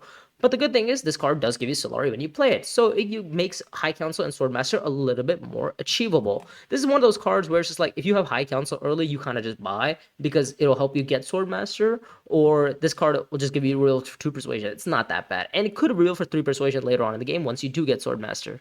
But however, since if I don't really, go High Council often, very, very early in the game, I don't usually buy this early in the game. Late game, it's more like a round 5 kind of pickup for me. When I'm like, oh, I kind of have a game plan. And it's like, okay, I'm round 5. I'm probably going to be setting up for like a round 6 High Council, so that on round 7, when I reveal this card, it will reveal for 3 Persuasion. That's kind of like my take on it. And because of it, I think it's mostly going to be like C tier. Like, okay, the 2 Solari is all right. I mean, you can already go Spice Refiner for 4 Solari. You can go shipping to get Solari. Like, there's so many other ways to get Solari. Combats give you Solari. You don't really need to play a card to kind of get your Solari, especially because it's only got one access. At least with wheels, you can go to like faction spaces and get Solari. That's a little bit stronger than going to like city spaces and getting your Solari. But yeah, I think that's enough for Paracompass. Let's go on to the next card. We have Southern Elders. Southern Elders, 4 Persuasion to purchase. Bendersert tag, Fremen tag, gives you access to both Bendersert and Fremen, which is great. And it keeps up the theme on his agent turn, right? If you have a Bendersert card in play, like a Prepare the Way or something, or even a Maker Keeper for that matter, you actually get 2 more troops. Those 2 troops can help you win the combat. Those two, I mean, the thing is, look at the access, right? You can take this to something like Fremkid or even something like Desert Tactics, and you can instantly get yourself a very strong, you can get yourself a lot of strength in the combat, which is super, super relevant for your matches and maybe round 7. But in the case that you accidentally reveal this, it's great too, because it gives you water, right? We already talked about how Fedai can still tend, the water's not bad. But with Southern Elders, you can actually also get 2 Persuasion as long as you have Fremen Bond. I mean, we already mentioned the fact that almost every card in this deck is kind of labeled, and there's a decent bit of Fremens in the deck. So it's not very unlikely for you to actually find some sort of Fremen Bond. Just make sure that you are cycling your Southern Elders with your other Fremens, because I've had some games where my Southern Elders, is on one hand, and then my other Fremens are like my other hand, so then I just keep like drawing them on like different hands. Make sure you have your cycle correctly established, and I think it's a fantastic card. I mean, the reveal is great, the on play is great. I mean, it gives you 2 accesses, like gives you espionage access if you need it. It gives you access to Fremens if you need it. I mean, and the reveal is also nice, gives you a water. I mean, this is fantastic. I love this card. I actually would pick it up most times over even something like Double Asian. I really rate this card. I think it's great. But I think that should be it for Southern Elders, right? Gives you potential in the combats, gives you potential for influence finding, gives you a lot of persuasion on reveal as well, and gives you resources. I mean, this is like all in one if you want it. The one thing that does bring it down is the fact that it's Fremen tag and Benny tag. Like if you to get the value from the troops, you need to have a Benny. But you kind of want to, tribalize your deck in one tribe. Like you want to keep it all Bene Gesserit or keep it all Fremen. This card is like, okay, if you're only gonna go Fremen, then you kind of want to reveal it. But if you're going only Benny, that's like you kind of want to play this. And when you're gonna go Benny heavy, it's not that great. Like the reveal is kind of nice. Ideally, you should probably be picking up some card that has both tags, like something like Maker Keeper, which kind of helps Southern Elders kind of stay in check. But yeah, I really like this card. Anyways, let's go on to the next card. We have Tread in Darkness, another Bendersert card that you can pair with something like Southern Elders. It's also a pseudo signet ring, right? Gives you access to all 3 of the green, blue, and yellow spaces. It's not a great card. I really like this card, and the reasoning is because of its agent box, right? If you have another Bendersert card in play, then you can trash and draw. Not that great. I don't really like it because in order for me to actually have a Bendersert card in play, if you look at some of the Bendersert cards that really are highlighted out here, right? And we have Southern Elders, but Southern Elders is kind of like one of those cards that you want to be playing after you've already played a Bendersert, so you need to play something before it. something like BGO. Okay, fine. You get BGO, great. Maker Keeper, do you really want to be playing it? I mean, yes, but then you need some influence, so you weren't probably not going to be buying it. The only thing you might be buying is maybe like a Prepare the Way, right? And it's the only kind of nice Benefit card in the deck. So it's like the only reason you would ever get the trash off and the draw off of Tread in Darkness is if you play like a Prepare the Way early on. But then it's like, you do really want to be building your deck around buying a Prepare the Way so you can play Tread in Darkness? Most likely not. And because of that, I think it's probably just like I think it's just bad card. Like I think it's just a really bad card. A two persuasion, two persuasion, it gives you, a dagger. Like I guess it's not as bad because like at least Prepare the Ways, it's not contingent on you playing a freaking card, right? It's like I could see it being like maybe higher B tier. Like I'd buy it over maybe a Prepare Compass, especially if I don't have High Council. But it's like the reason why it's below a Prepare the Ways because Prepare the Ways contingency, it depends on the Benny friendship. This one, depends on you actually buying another Benny card and you basically tribalizing your deck towards Bene Gesserit, which is probably one of the weakest tribes in DUNE Imperium Uprising. Um, but yeah, I think it's a bad card. Anyways, we'll end it there. We'll go on to the next one, Smuggler's Haven. One of the more interesting cards. It's one of the only cards in the deck that allows you to basically purchase a point on its play. 4 spice for a point, which is good. But it also gives you access to spacing and maker spaces or harvest spaces. So you can actually take this to something like Haga Basin, get that spice, and using that spice that you just generated, you can spend it for a point, which could effectively mean that you just spent 1 water for a point, which is great, right? 1 water per point is great. Like, I mean, I don't know. I mean, how often do you get that conversion, right? Anyways, let's go on to its reveal, which is also one of the nicer things about this card. For 1 persuasion, reveals, it's average, but the main part is the fact that if you reveal it and you have a spy on a maker board space, meaning you have a spy on Imperial Basin, you have a spy on Haga Basin, you have a spy on Deep Desert, you get a spy on one of these 3 spaces, then this card reveals for 2 spice. I mean, we already talked about the value of Watermaster revealing for 2 spice, right? Smuggler's Harvester is fantastic as well, right? I mean, this game revolves around you having a lot of resources, right? So you can hit up Highliners when you need to. Again, I mean, speaking of Highliners, this card also gives you access to Highliner. So imagine you have a world where you have like, you just harvested Deep Desert for like +4 or something, right? And you're sitting on like a boatload of spice, and you go on like right around 7. You just end up hitting up a Highliner. You score like you have 9 spice sitting around. You spend a 4 spice for a point, and you just hammer the combat. You win the combat, and you spend 4 spice for a point, and you probably win the game because of this like conversion. I think this is a great card, right? You can use this early game to kind of get your spice. You can use this late game to score the point, right? And this card feeds itself. It's a great card. I kind of like, I prefer buying it. Also gives me access to deliver supplies if I need to. Super versatile card, and usually this is a very, I mean, if this was a Staban, card tier list, this is like, probably the second best card in the game. First of all, Tuic.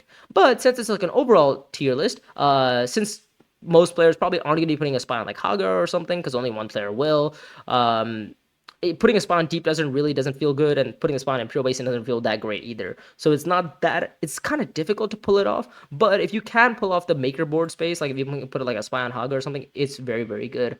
I would take this over something like, I would even take it over Spy Network, right? I would think the Smuggler's Haven might generate me, a 4 spice or a point eventually down the line, which is not bad. But yeah, I think that should be it for Smuggler's Haven. Would I take it over Rhetoric or Wheels? Maybe I'll take it over Wheels. Maybe, yeah, I'll take it over Wheels. Over Rhetoric, it's kind of hard because I kind of prefer the Influence sometimes because it gives me access to like some of the key board spaces. But yeah, I think we'll call it there. Let's go on to the next 4-coster, one of my favorite cards in the game, Shishakli, also commonly known as Shake Shack between some of the players. 4 Persuasion, has a Fremen tag, gives you access to city, gives you access to harvest or desert, whatever it's called. The good thing about this card is that it basically gives you a trash to draw a card, right? You can trash from your hand and you can draw a card. You can trash from your discard and draw a card. You can trash itself and draw a card. So this card is super nice because it allows you to deck build a lot, right? And in Uprising, we've already mentioned, right? Tribalizing your deck towards one kind of tribe really helps you. So deck building is heavily rewarded, and this card does deck building like the best, right? I mean, you trash like a dagger, and you've like you find a better card, so you get like more persuasion in your deck in your hand, so you can buy better cards. Like this is a fantastic card, right? And we're kind of getting to like the near higher end hand persuasions. So this card allows you early game. This card is fantastic. Mid game, this card is fantastic because the two swords is relevant, and if you have some sort of Fremen bond, again on the reveal, it gives you two swords, and if you have a Fremen bond, you get a Fremen influence, right? I believe it's the only card in the whole uprising deck which gives you any sort of which gives you a positive influence in uh, in on reveal. Sorry, yeah, it gives you own positive influence on reveal, without having a cost associated with it. Like Fremen Bond isn't a cost. It's like if you have some sort of tribe, like even something like Unswerving Loyalty or Eco Test, right? If you just have that in your deck and you reel Shishakli, you get two swords and you get a Fremen bump, and it just feels so nice because that can effectively be half a point, and the two swords could be more combat rewards for you.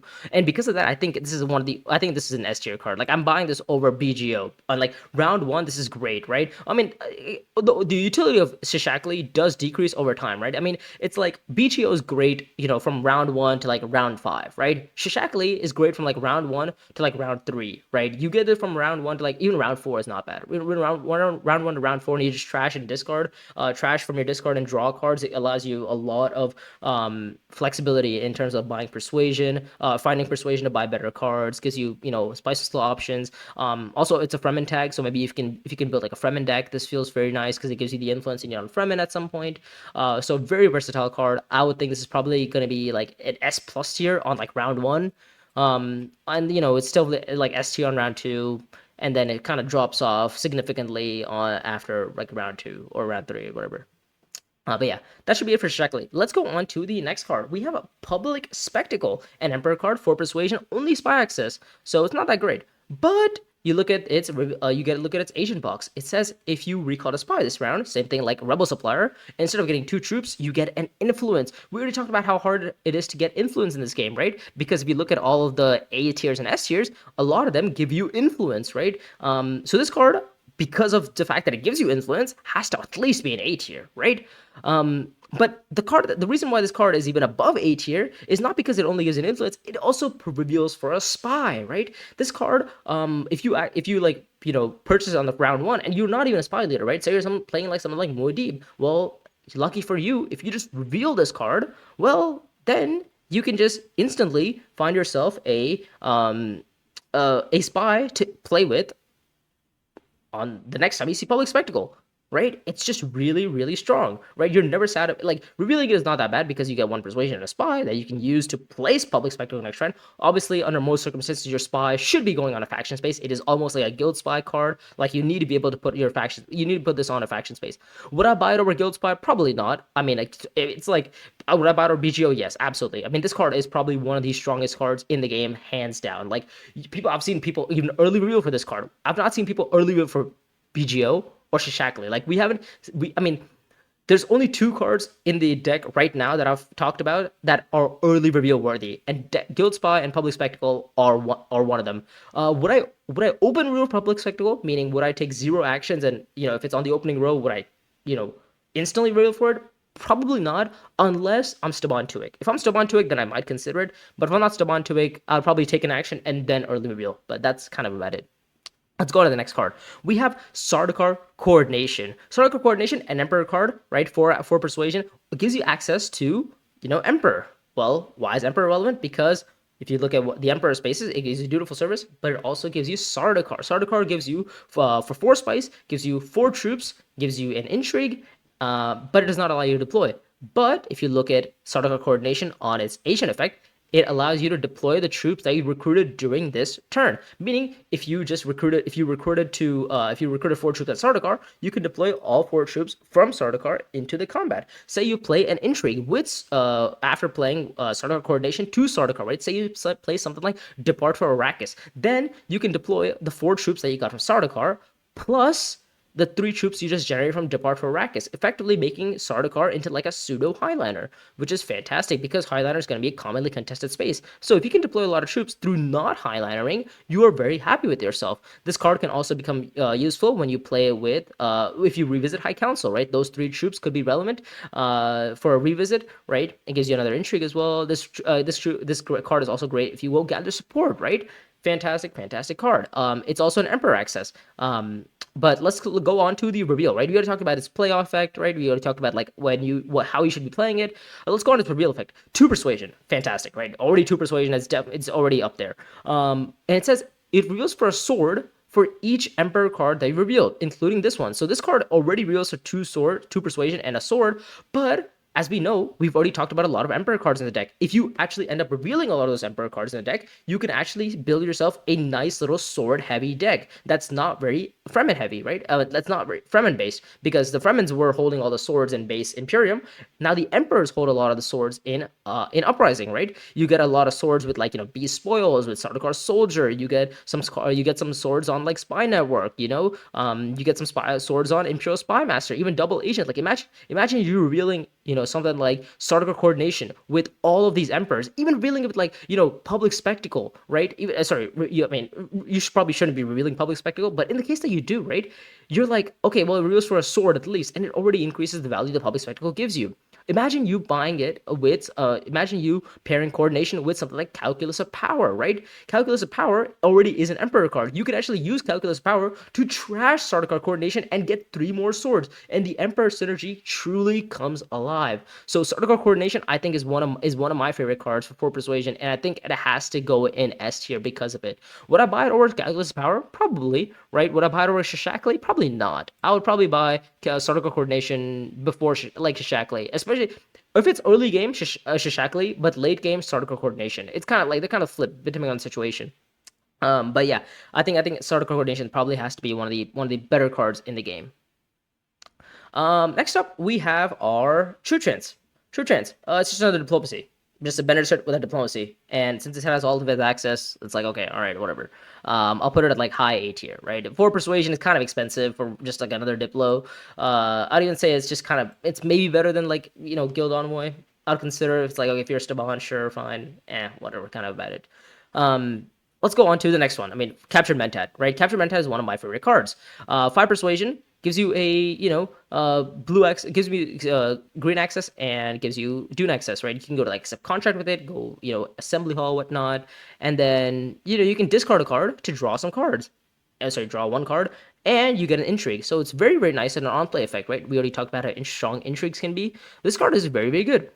But the reason why this card is good is not because of its on-play effect, but it's also reveal effect, right? On reveal effect, if you accidentally lose an alliance, it reveals 1 Persuasion. But if you accidentally lose your alliance, well, then you can always go down on that alliance to go up on another alliance, right? Maybe you try to chase a different alliance because of its down-up effect. Maybe you accidentally took too many bumps on one space, right? Even if you have the alliance maxed out, right? And the next person your next opponent is on like 4 on that tier, right? You can actually use Captured Mentat to go down from 6 to 5 and go up on a different influence. So this card could even though it nets you a total of 0 influence, it can help you shift around your bumps. What's good about this card is that if you're sitting on the alliance part, so it's like if you're sitting on like the 4th tier of Fremen, you can go down on Fremen, back up on Fremen, and score your water. The same thing on Benderset. You go down on Benderset, up on Benderset. Gives you a lot of Fremen.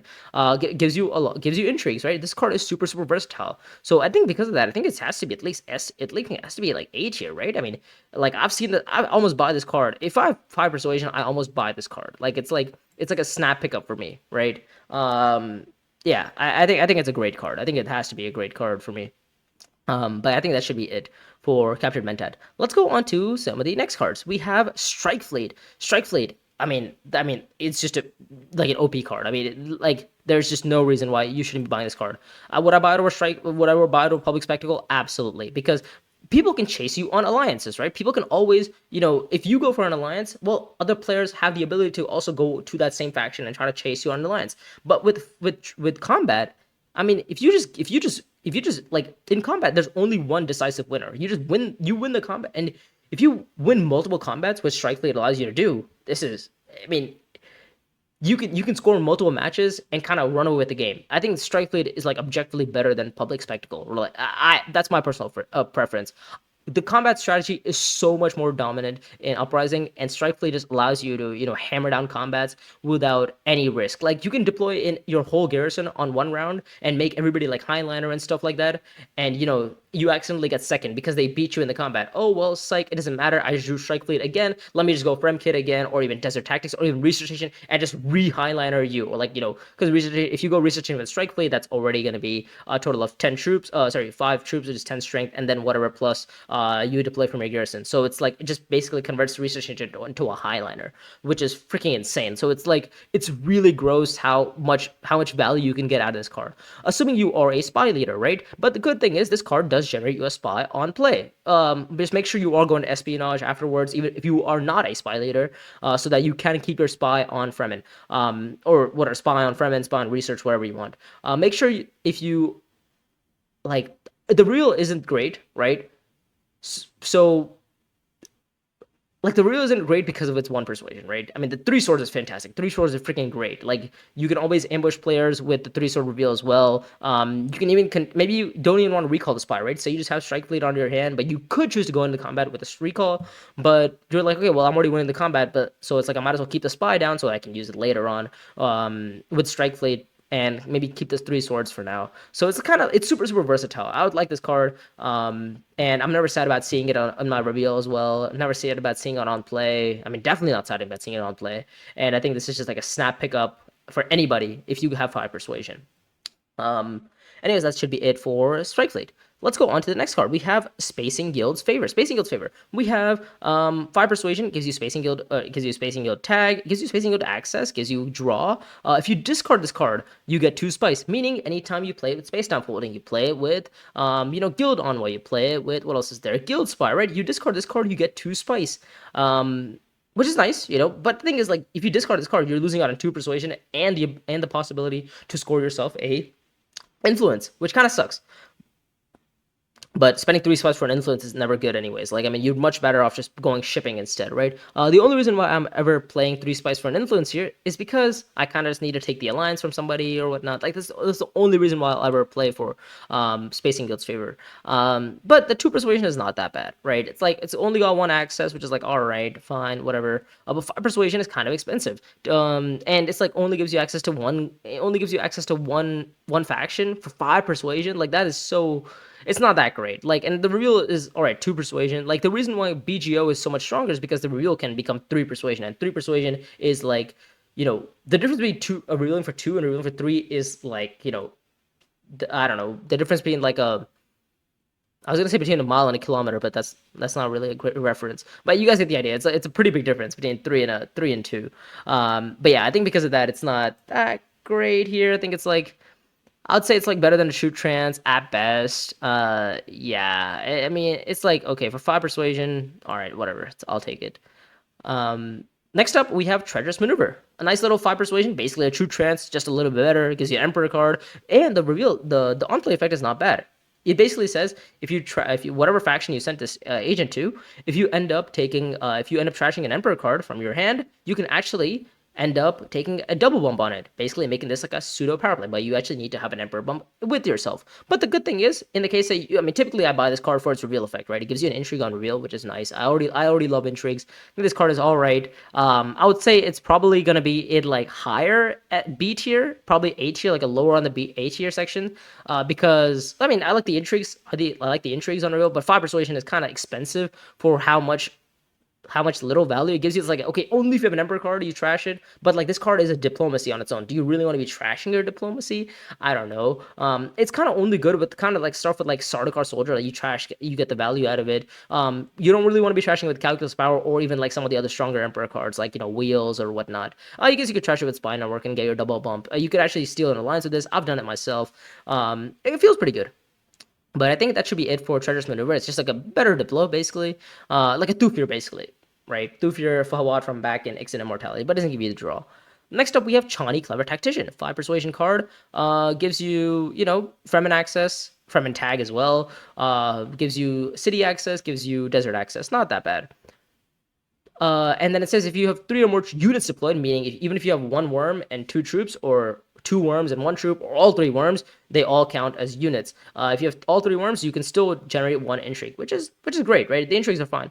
But the reason why this card is good is not because of its agent effect, is because of its reveal effect.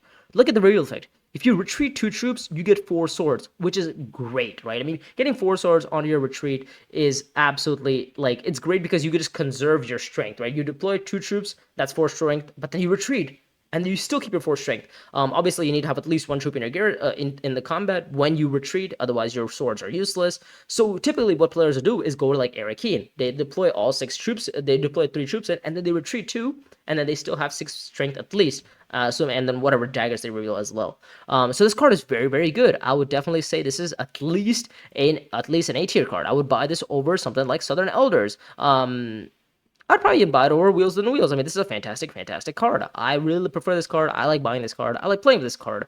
I'm only playing this card really if I want the intrigue, like later in the rounds. Or what you can do is actually retreat 2 troops, get the 4 swords, and play something like Detonation and deploy the troops back into the combat. And that just feels super, super nice because you just basically got 4 more swords for the same amount of troops, and that is absolutely beautiful, beautiful. But yeah, a little bit of just like a niche trick that you can do with Chani, Clever Tactician. But yeah, I think that's because of that. I think she has to be an A tier. Next up, we have In High Places. In High Places, Emperor tag, Benny Gesserit tag, not bad. 5 Persuasion gives you a spy on play, which is lovely. And it says if you have a Benny Gesserit card in play, you get a draw and you get a spy. I mean, again, I'm not a really big fan of the Benny Gesserit card in play. I think it's not that great. Whatever, it's fine. Yeah, that's all I'll say about it. But the big thing about this card is that it reveals 2 persuasion, but also if you recall 2 of your spies, then you can reveal it reveals with 3 more persuasion, meaning your spice missiles effectively cost you 4 persuasion along with the rest of your cards. Imagine you have this with High Council, then you already get 7 persuasion, assuming you have 2 spies down, right? This card really pairs well with something like Covert Operation because Covert Operation reveals for 2 spies. Imagine you reveal Covert Operation and you reveal In High Places. Well, you just put the 2 spies down and then you just recall them for 3 more persuasion, effectively making Covert Operation worth 3 persuasion, which is fantastic for you. So I would say like this card is pretty good. I don't usually like recalling the spies for 3 persuasion because I kind of just use my spies to draw eventually at later down the line. The Benny Axis and Emperor Axis is kind of nice, I would say, and because of it, it's like 5 persuasion. I would say it's definitely better than Covert Operation. I would say it's probably like high B tier. Would I buy it over? But the thing is, a 5 persuasion. 5 persuasion is so expensive. It's like the reason it's also not bad because it gives you a spy on buy. So it already kind of meets half its condition. And like it meets the other half by if you have a Bender's card in play. Again, you kind of have to like prepare the way. It's a little bit more difficult to kind of play that, but anyways, that's kind of it. Let's go on to the next card here. We have the contract synergies, right? We have the contracts completions. We have Delivery Agreement. 5 Persuasion is a Spacing Guild card. Gives you only access to city spaces, so you can take it like Arakeen and whatnot. And if you discard a card, you can get a contract, right? If the contracts are great, this card is great. Or the contracts are very completable, like if it's like the Spice Refinery one or the Deliver Supplies one, and you actually have more than 1 diplomacy in your deck, or just like if you have more than 1 spacing guild access in your deck, it's not that bad. But it is very dependent on having good contracts, or even having to force yourself to go contracts, right? Typically, people aren't going to be going very heavy on contracts, right? And the reveal isn't that great. It's only 1 space. It's like, okay, all right, whatever. So it's because it's kind of situational. Again, all the cards in C tier and below are very situational, right? If the contracts are good, you might buy it. If you already completed 2 or 3 contracts, then you might buy it because it's already you're already almost completing the contract quest. This card heavily relies on you having Sword Master. So if you don't have Sword Master, completing 4 contracts might be a little bit more challenging for you. So that's reasoning. Because of that reasoning, I would say you kind of have to force yourself into playing like a specific line, and this kind of makes it like one-dimensional, and it kind of removes the flexibility of your game. So because of that, I think it's C tier. But yeah, I think that should be it. Next up, we have the power play of DUNE Imperium Uprising. We have Subversive Advisor. For 5 persuasion, you get a spy down, and it says it only gives you spy access, so you can actually power play. You can maybe use Subversive Advisor on any faction space that you take it. Now, why am I saying put it on the faction space? Well, because if you take a look at its agent turn, on its agent turn, it says let's summarize it. But it says if you take an agent to the spy somewhere, like wherever you took an agent to, if it's on a faction space, you get 2 influence instead of 1, and then you trash the card. It's literally what power play does, right? But instead of having all the accesses, it only has spy access. So make sure you put your spy down wherever you want to actually get that double bump eventually with your spacing, with your subversive advisor. Reveals for 1 persuasion, at least it's better than power play. Power play reveals for 0. So it is a little bit better. And the spy is nice because that spy might generate you a possible draw, right? Maybe that spy allows you to infiltrate it like Highlander. Could be useful. I think because of it, I think it has to be like at least I'd say it's better for 5 persuasion. Giving me a spy is not that bad. Gives me a double bump. It's not that bad. I'll take it on like A tier. Actually, I mean it's like a double bump, but the reel is kind of bad. Maybe it's a little bit lower. Maybe I'd put it on like B tier. I mean, then again, like you kind of expect most of the Uprising card deck to be like B tier and stuff, right? Because there's only going to be some cards that are really really valuable. Let's go on to the next one. We have leadership. Leadership 5 persuasion gives you a Fremen tag, gives you Fremen access to, and gives you Dune access. So gives you access to maybe spawn worms at some point. Now, why is spawning worms relevant? Well, if you look at its agent turn, you need spawns to actually you need to get worms to actually get the full effect of it. It says for each worm you have in the conflict, you get a card draw. You can take this to like Deep Desert, spawn 2 worms, and you get 2 card draw. You can take the Haga base and draw 1 card. But the thing is, you don't really want to be playing this card. Why? Well, because the reveal is very strong, right? The reveal is 2 persuasion, already a very good card, and it gives you a dagger. But that's not where it ends. It says it gives you a sword for each other card that also provided a sword this round. So effectively making this like an Imperial Bashar from Ixen Immortality. The thing is, Imperial Bashar and Ixen Immortality was not highly rated because combat wasn't valuable. However, when in Uprising, that is completely flipped. Combat is the most important part of this game. Leadership makes the game, makes the combat strategy, the dagger strategy, a little bit more viable, right? Does that mean you don't trash your daggers? Absolutely not. You still trash your daggers, but you make sure you pick up some cards that actually do have some sort of swords on them, even if they're like little cards, like something like spy network, maybe even something like a sword card soldier. Even if they have like small little daggers on them, those can ramp up pretty quickly with leadership, and that can give you a nice little deck. However, if you are going to be buying this card and you don't really have like this card is like it's again very situational because you kind of have to force yourself to go for a dagger heavy strategy, or you have to force yourself to go very worm heavy strategy. Both it's like all right at best, right? I don't really want to force myself into going very dagger heavy or force myself into going very worm heavy if I don't have the ability to do so, right? Maybe I value spice and slows more. So it's like because of that, I think it's like it forces me into a specific line, right? And I don't know if I want to for 5 persuasion as well. Like I mean, it's like again, right? It's very high ceiling, right? If you end up getting a lot of daggers with it, it's fantastic. But if you don't, then it's like, I mean, all right, it's 2 persuasion and a dagger on reveal. I mean, it gives me maybe like the ability to maybe get a point, and maybe it gives me some combat rewards. It gives me a draw at some point. Only if I get a worm. Yeah, it's okay. But with that, we'll call it there. It's like all right at best. Right? C tier. I think that's what I'll put it. Like I said, you can get some use out of it, but for the most part, you probably won't be getting use out of it.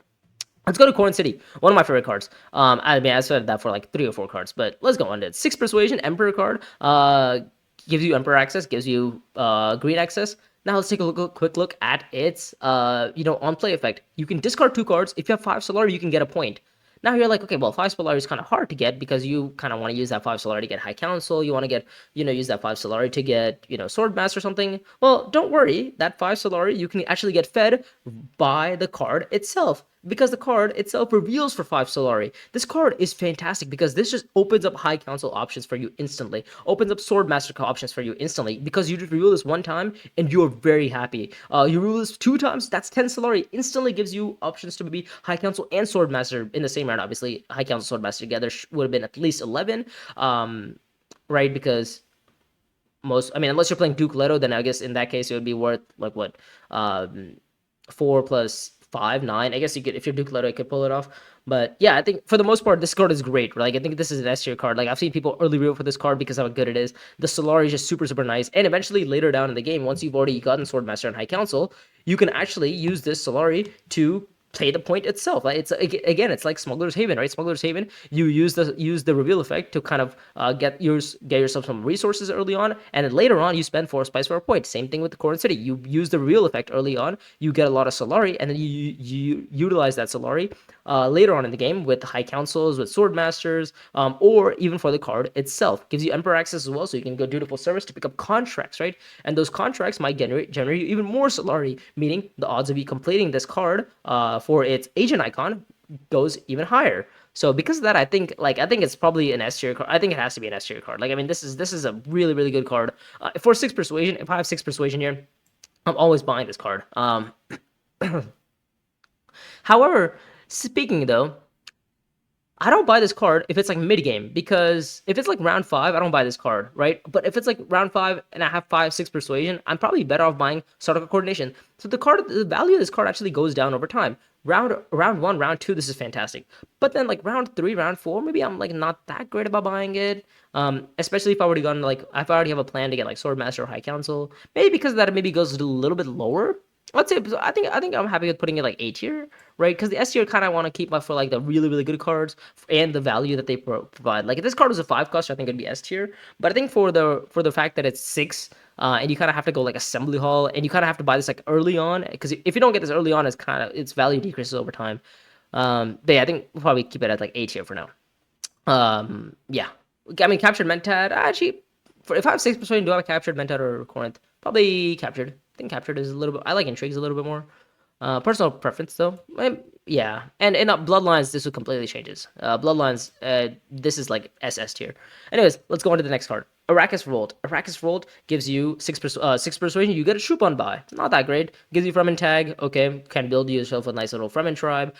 Gives you only city access, which is all right again. But the best part about this card is it's on play. If you have maker hooks, meaning you take this to something like siege, or if you have already got a siege at some point during your game, you can spend 2 spice to break the wall and instantly spawn a worm, which is fantastic because this is one of the cards that people use if they get blocked on Haga, right? This card is one of the only few cards. I think there's 2 total, which allow you to spawn worms through through non Haga or deep desert spaces. So because of that, it's very good. Take a look at its reveal turn, right? Reveal turn, it's got the same reveal as Strike Fleet, so it's very strong.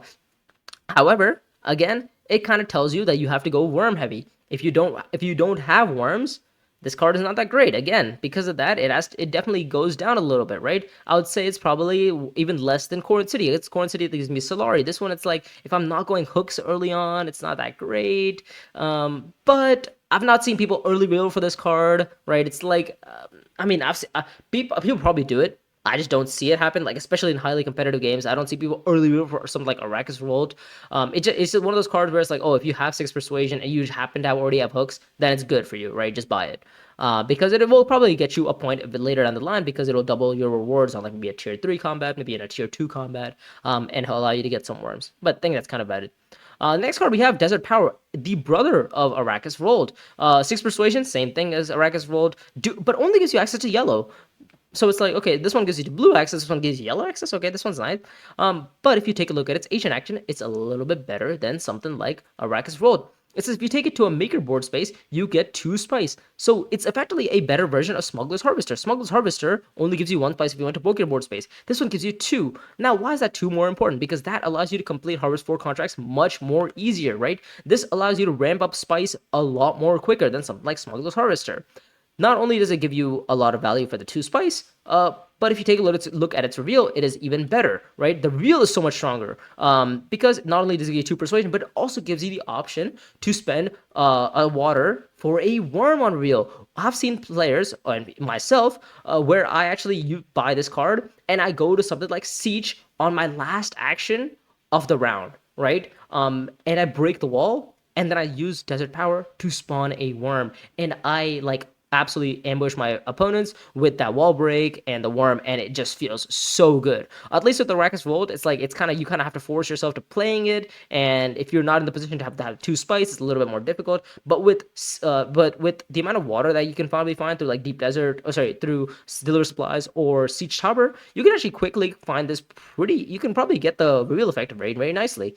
And the worst case, and the thing is, you don't have to force yourself to go worm heavy. You can actually use it to go to Haga Basin and get a lot of spice, and then maybe hit up Highliner afterwards. Like you get so much value out of this card, and I think because of that, it has to at least be an S tier. Would I buy it over Captured Mentat? Absolutely. I think over Calculus or something, it's debatable. For 6 persuasion, would I rather buy 2 Calculuses or Desert Power? I don't know. Sometimes double Calculuses are kind of useful. But yeah, I think that's just my personal opinion on it. Some people really like it, some people really don't. Next up, we have let's go on to the next card here. A Spacing Guild card, 6 Persuasion, Junction Headquarters. Gives you 3 accesses, City, Lands Red, and Desert. Not bad, not bad. Like a pseudo Signet Ring again. But it says if you have the Spacing Guild Alliance, so it's an alliance card like Branching Path, but in order for you, it's a little bit more difficult to actually score the point off of Junction Headquarters because you not only need to have the alliance, you also need to have an intrigue that you want to trash, and you must have 2 spies, and then only you score the 2, and you only score the 2 on the point. Like, it only costs 6 persuasion, so it's not really desirable, but then you also must have the alliance. And then it's like, if you get the alliance, then you also must have a lot of resources to be able to convert to a point. Oh my god, oh my god. There's nothing that you can convince me to tell me like this card is a great card. Like, I think this is probably like this is D tier. I'm not even gonna like sit here and argue with you with saying that like, oh yeah, sometimes maybe I might consider buying this card if I have the alliance. Like, okay, if I have the alliance, absolutely, right? Why would I say no to it? But it's not just about having the alliance. It's having the alliance and also having 6 persuasion to buy this card, right? It's like, it's so freaking situational. It's probably more situational than unswerving loyalty, right? I more often than not, I actually have a Fremen bond. There's not many times where I actually have the Spacing Alliance and have 6 persuasion to buy this card. So it's just, yeah, whatever, personal preference. Next up, we have priority contracts. Priority contracts, it's the same thing as delivery agreement, but it gives, instead of having to discard for a card, you just get a contract instantly. The good thing about this card is that it actually gives you access to accept contract, which delivery agreement did not do. And because of that, you can actually complete the bottom condition a lot quicker, right? Because you can go to accept contract and just buy 2 contracts together in one action, and you can complete those contracts over the rest of the period of the game. It's a little bit more easier to complete priority contracts than it is something like delivery agreement.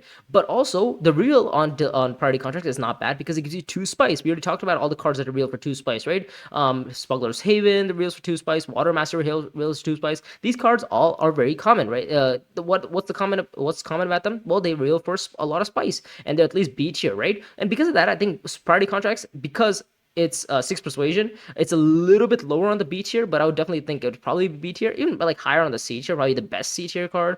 It does force you to kind of go for a contract heavy game, which is kind of, again, very forcing line. Kind of tells you, like, okay, look, if you don't, and again, it's very reliant on you having Swordmaster, because in order for you to complete contracts, well, you need to have Swordmaster in order to go to those spaces to complete those contracts. So again, it's very situational. But I've had multiple games where, again, my personal preference, I really like this card. Like, for me, it might be like, A tier, because the reveal is nice. The contracts getting is nice, because the contracts also allow you to get like Solari and other resources over time. But it's just like, it's situational because I wouldn't buy it every round, every game. I'd probably buy it like every other game, like probably like 1 in 3 games, which is not that bad, right? Depending on my contract situation. But I think that should be it for priority contracts. Like, it's again very situational. Kind of tells you like it tells you kind of play the game in a certain manner. And if it doesn't work out, then you're kind of really sad about it.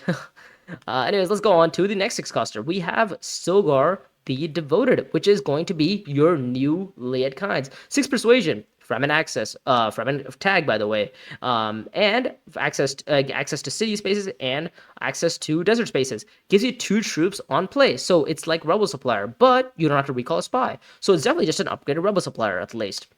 It gives you more access as well, but the card becomes really strong because of its reveal effect. It gives you 2 influence for every Fremen card in your deck, meaning same thing like Liet Kynes did, right? Except the one thing that made Liet Kynes much stronger than Stilgar was because your Prepare the Ways were Arrakis liaisons, which were Fremens. In this game, you have to actually dig to find your Fremens, right? If the whole row is Emperor heavy or Spacing heavy, you might just have to be playing your Stilgar as a on-play card and maybe just generating troops.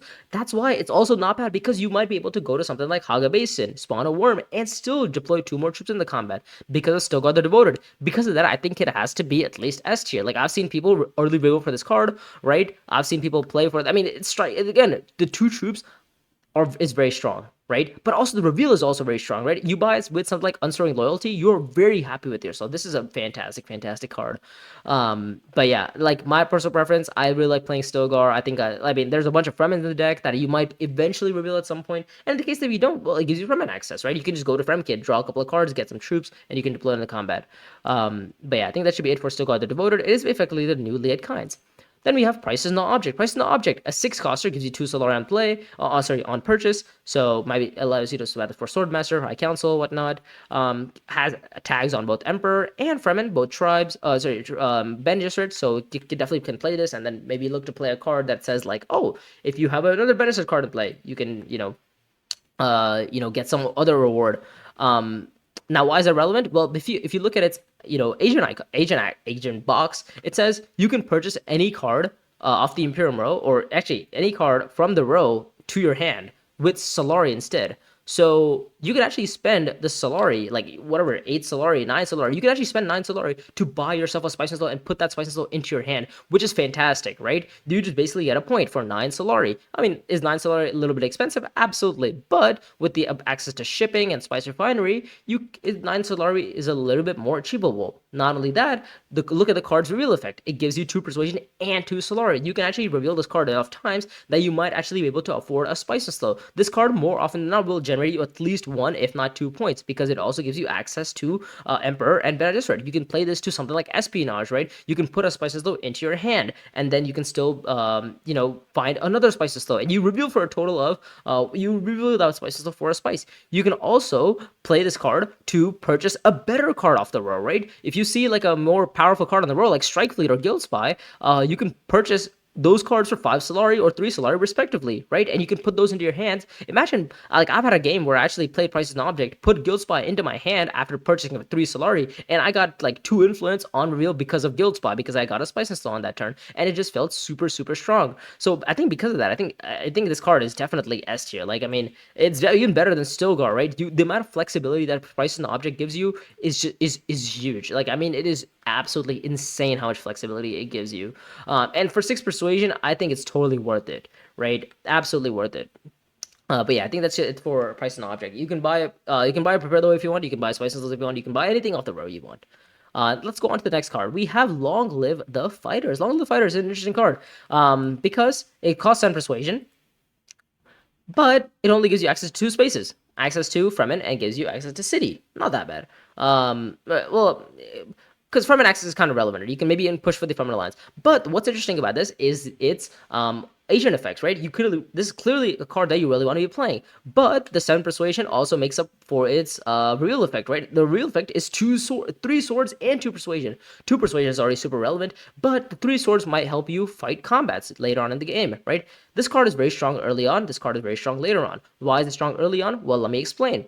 On round 1, you purchase this. On round 2 or round 3, you see it. What you can do is actually play the card and you get its agent effect. The agent effect says you look at the top 3 cards of your deck. By the way, a spoiler, I don't know, disclaimer, you must have at least 3 cards in your deck to play this, right? You must have at least 3 cards. So you can play the Long Live the Fighters, and you look at the top 3 cards of your deck, you discard 1, you trash 1, and you draw 1. So you look at the top 3 cards of your deck, you're like, okay, well, I know one of them is convincing, well, I'm gonna put that into my hand because I need the Persuasion. You want to see one of them is Dagger, well, that one's getting rid of, and the other one's like a Dune, so you're like, oh, whatever, I'll just discard it right now.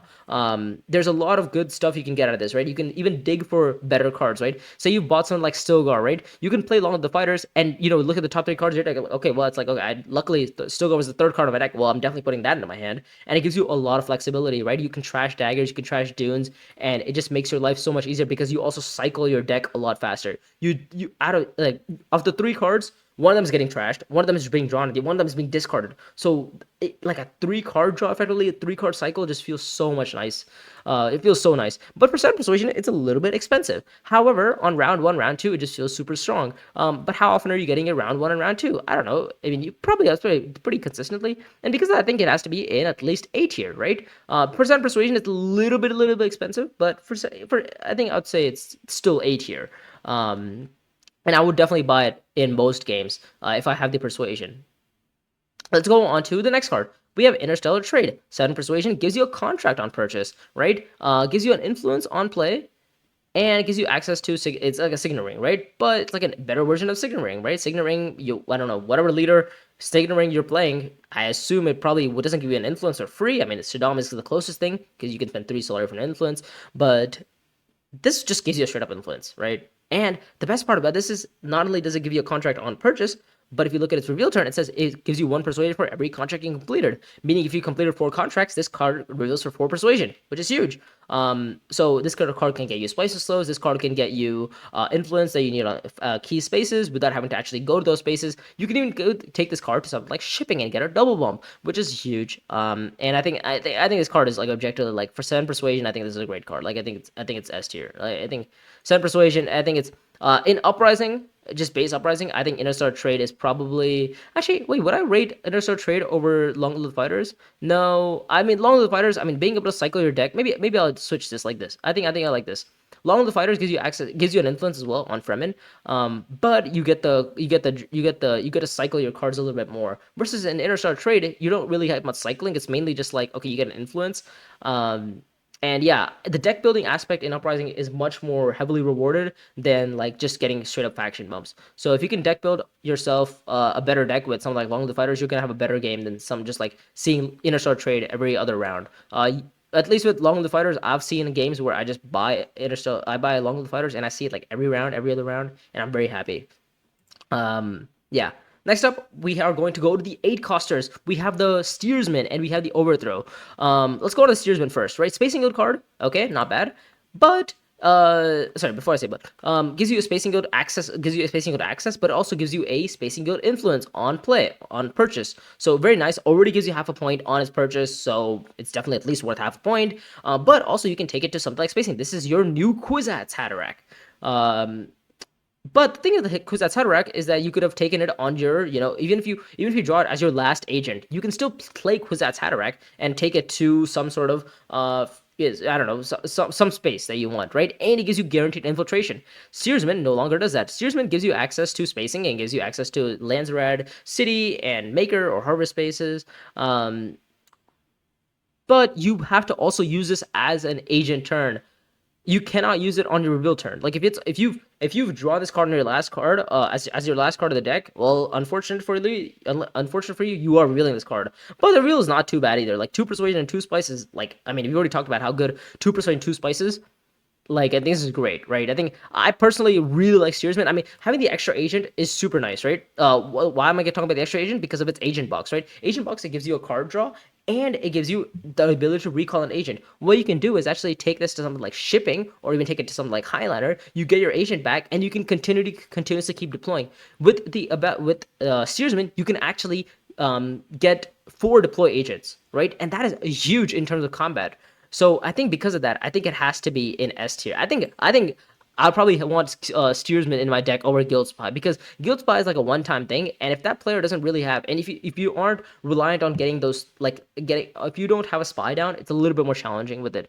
With Steersman, you don't need that spy condition. You just go to deliver supplies. You basically guarantee yourself the spacing alliance with Steersman, right? Because that's effective. I mean, you already get a point. You already get half a bump or half a point with the 1 bump on purchase. But then you also can take it to spacing. You can go to Highliner. You can do so many things with this card, right? And then 1 extra agent might allow you more influence. But then 1 extra agent might allow you combat. It is super, super versatile. I think it's probably the second best card in the game after Guild Spy. But yeah, I think that's in for Steersman. Let's go on to the final card of the Uprising deck. We have Overthrow, 8 Persuasion, something like Steersman as well.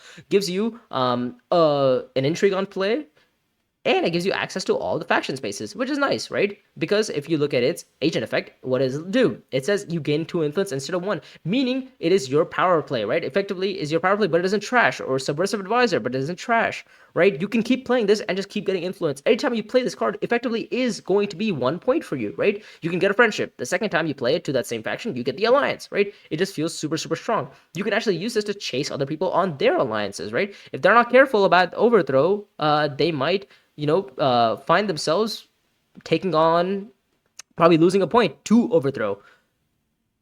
This also is one of those cards that can prevent players from running away with the game on like round 6 with something, with something crazy. Because if assuming the player doesn't have Overthrow already, like if somebody else has Overthrow, the guy with Overthrow can usually chase the other players looking to end it on round 6. And it slows the game down a little bit. But the reason in terms of tier listing, before tier listing, let's go on to the real, right? It's 2 persuasion, 2 swords, and a troop. Not that crazy. Like I prefer the 2 spice on Steersman.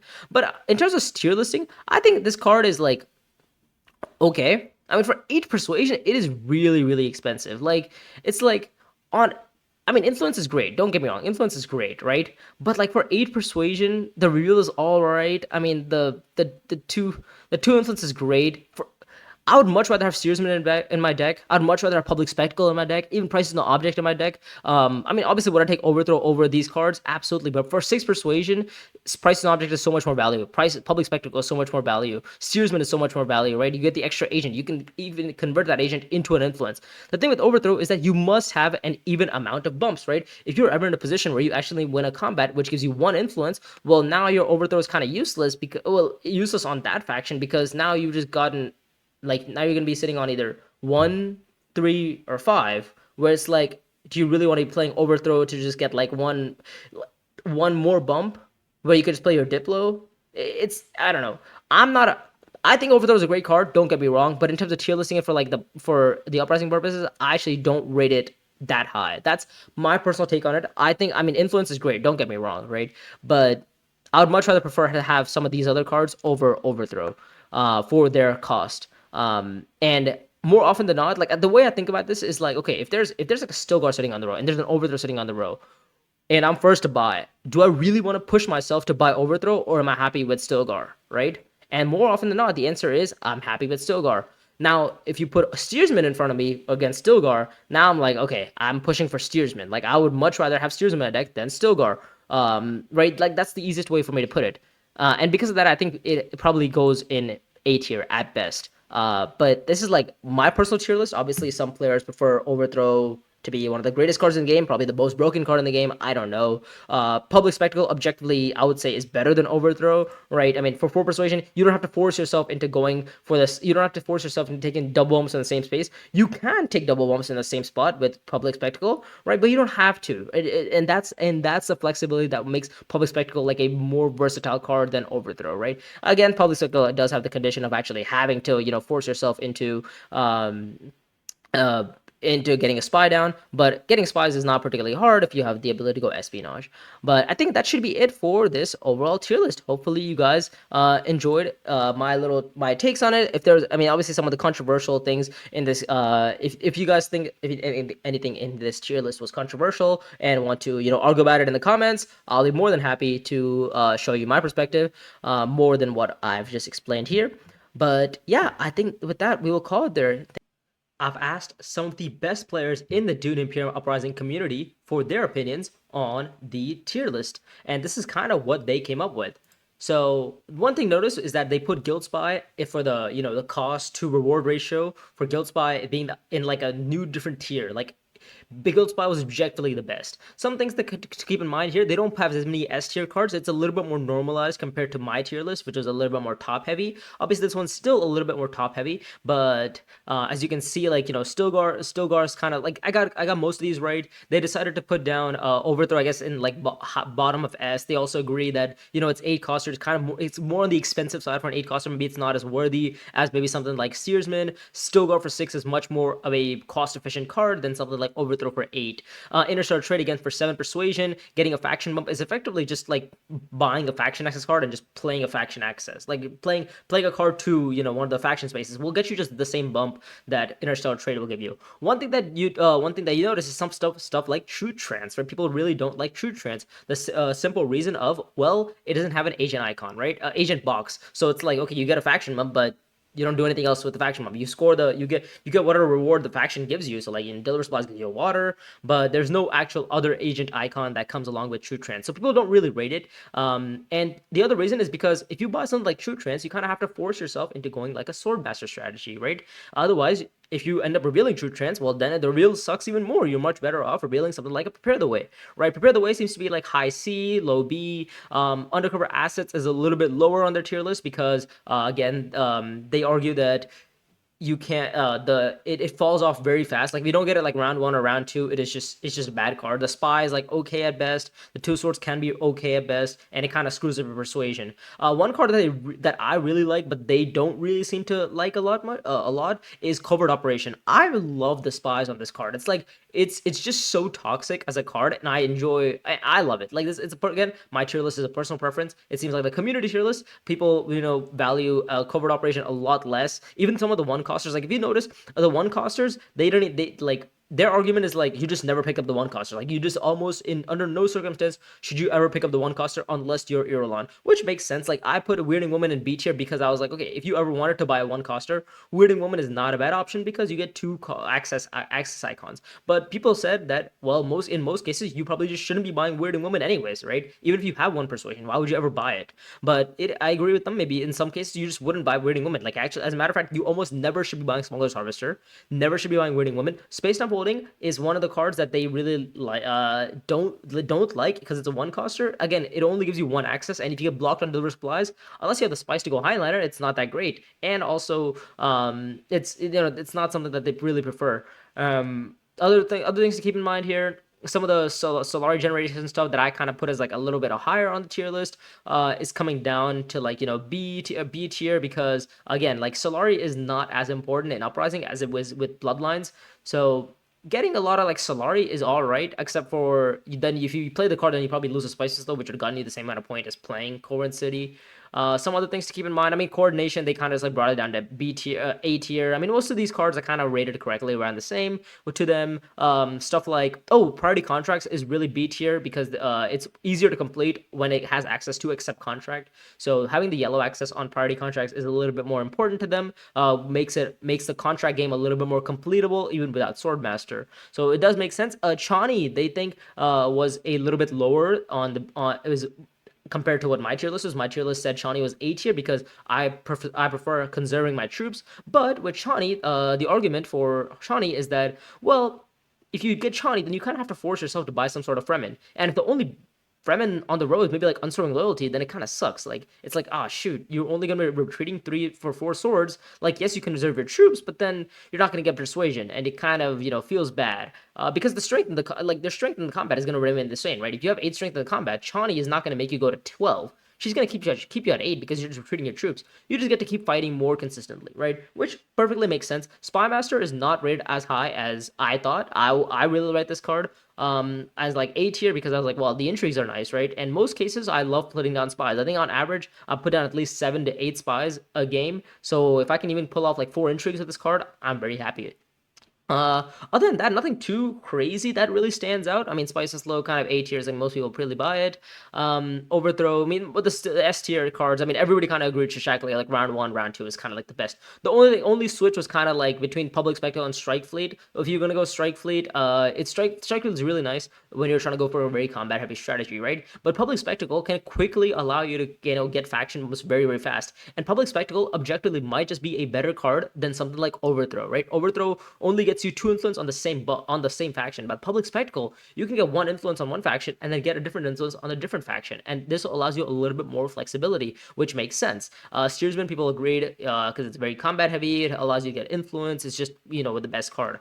Calculus of Power is still A tier, it's not as S tier as I put it, but I agree, it's still definitely one of the stronger cards. BGO for 3 persuasion, fantastic card. Capture Menta, yep. Most of these cards, people are really agreeing to see that they're S tier, A tier, or B tier. The main thing that's kind of like different in my tier list versus the community tier list is like the some of the one costers don't ever make it past C tier. That which completely makes sense. Also, Undercover Assets is a card that I really rate because it gives me triple access, but also gives me the ability to go like shipping when I need to without having to get influence. And people don't really like going shipping. Again, it's not a very cost efficient space, so it does make sense why some people don't really rate Undercover Assets as much. But for the most part, this is kind of like the community tier list. I'll post the names of the players who helped me create this tier list in like the credits or whatever. But yeah, if you guys enjoyed this video so far, make sure to let me know in the comments, and I would appreciate if you guys can like and subscribe.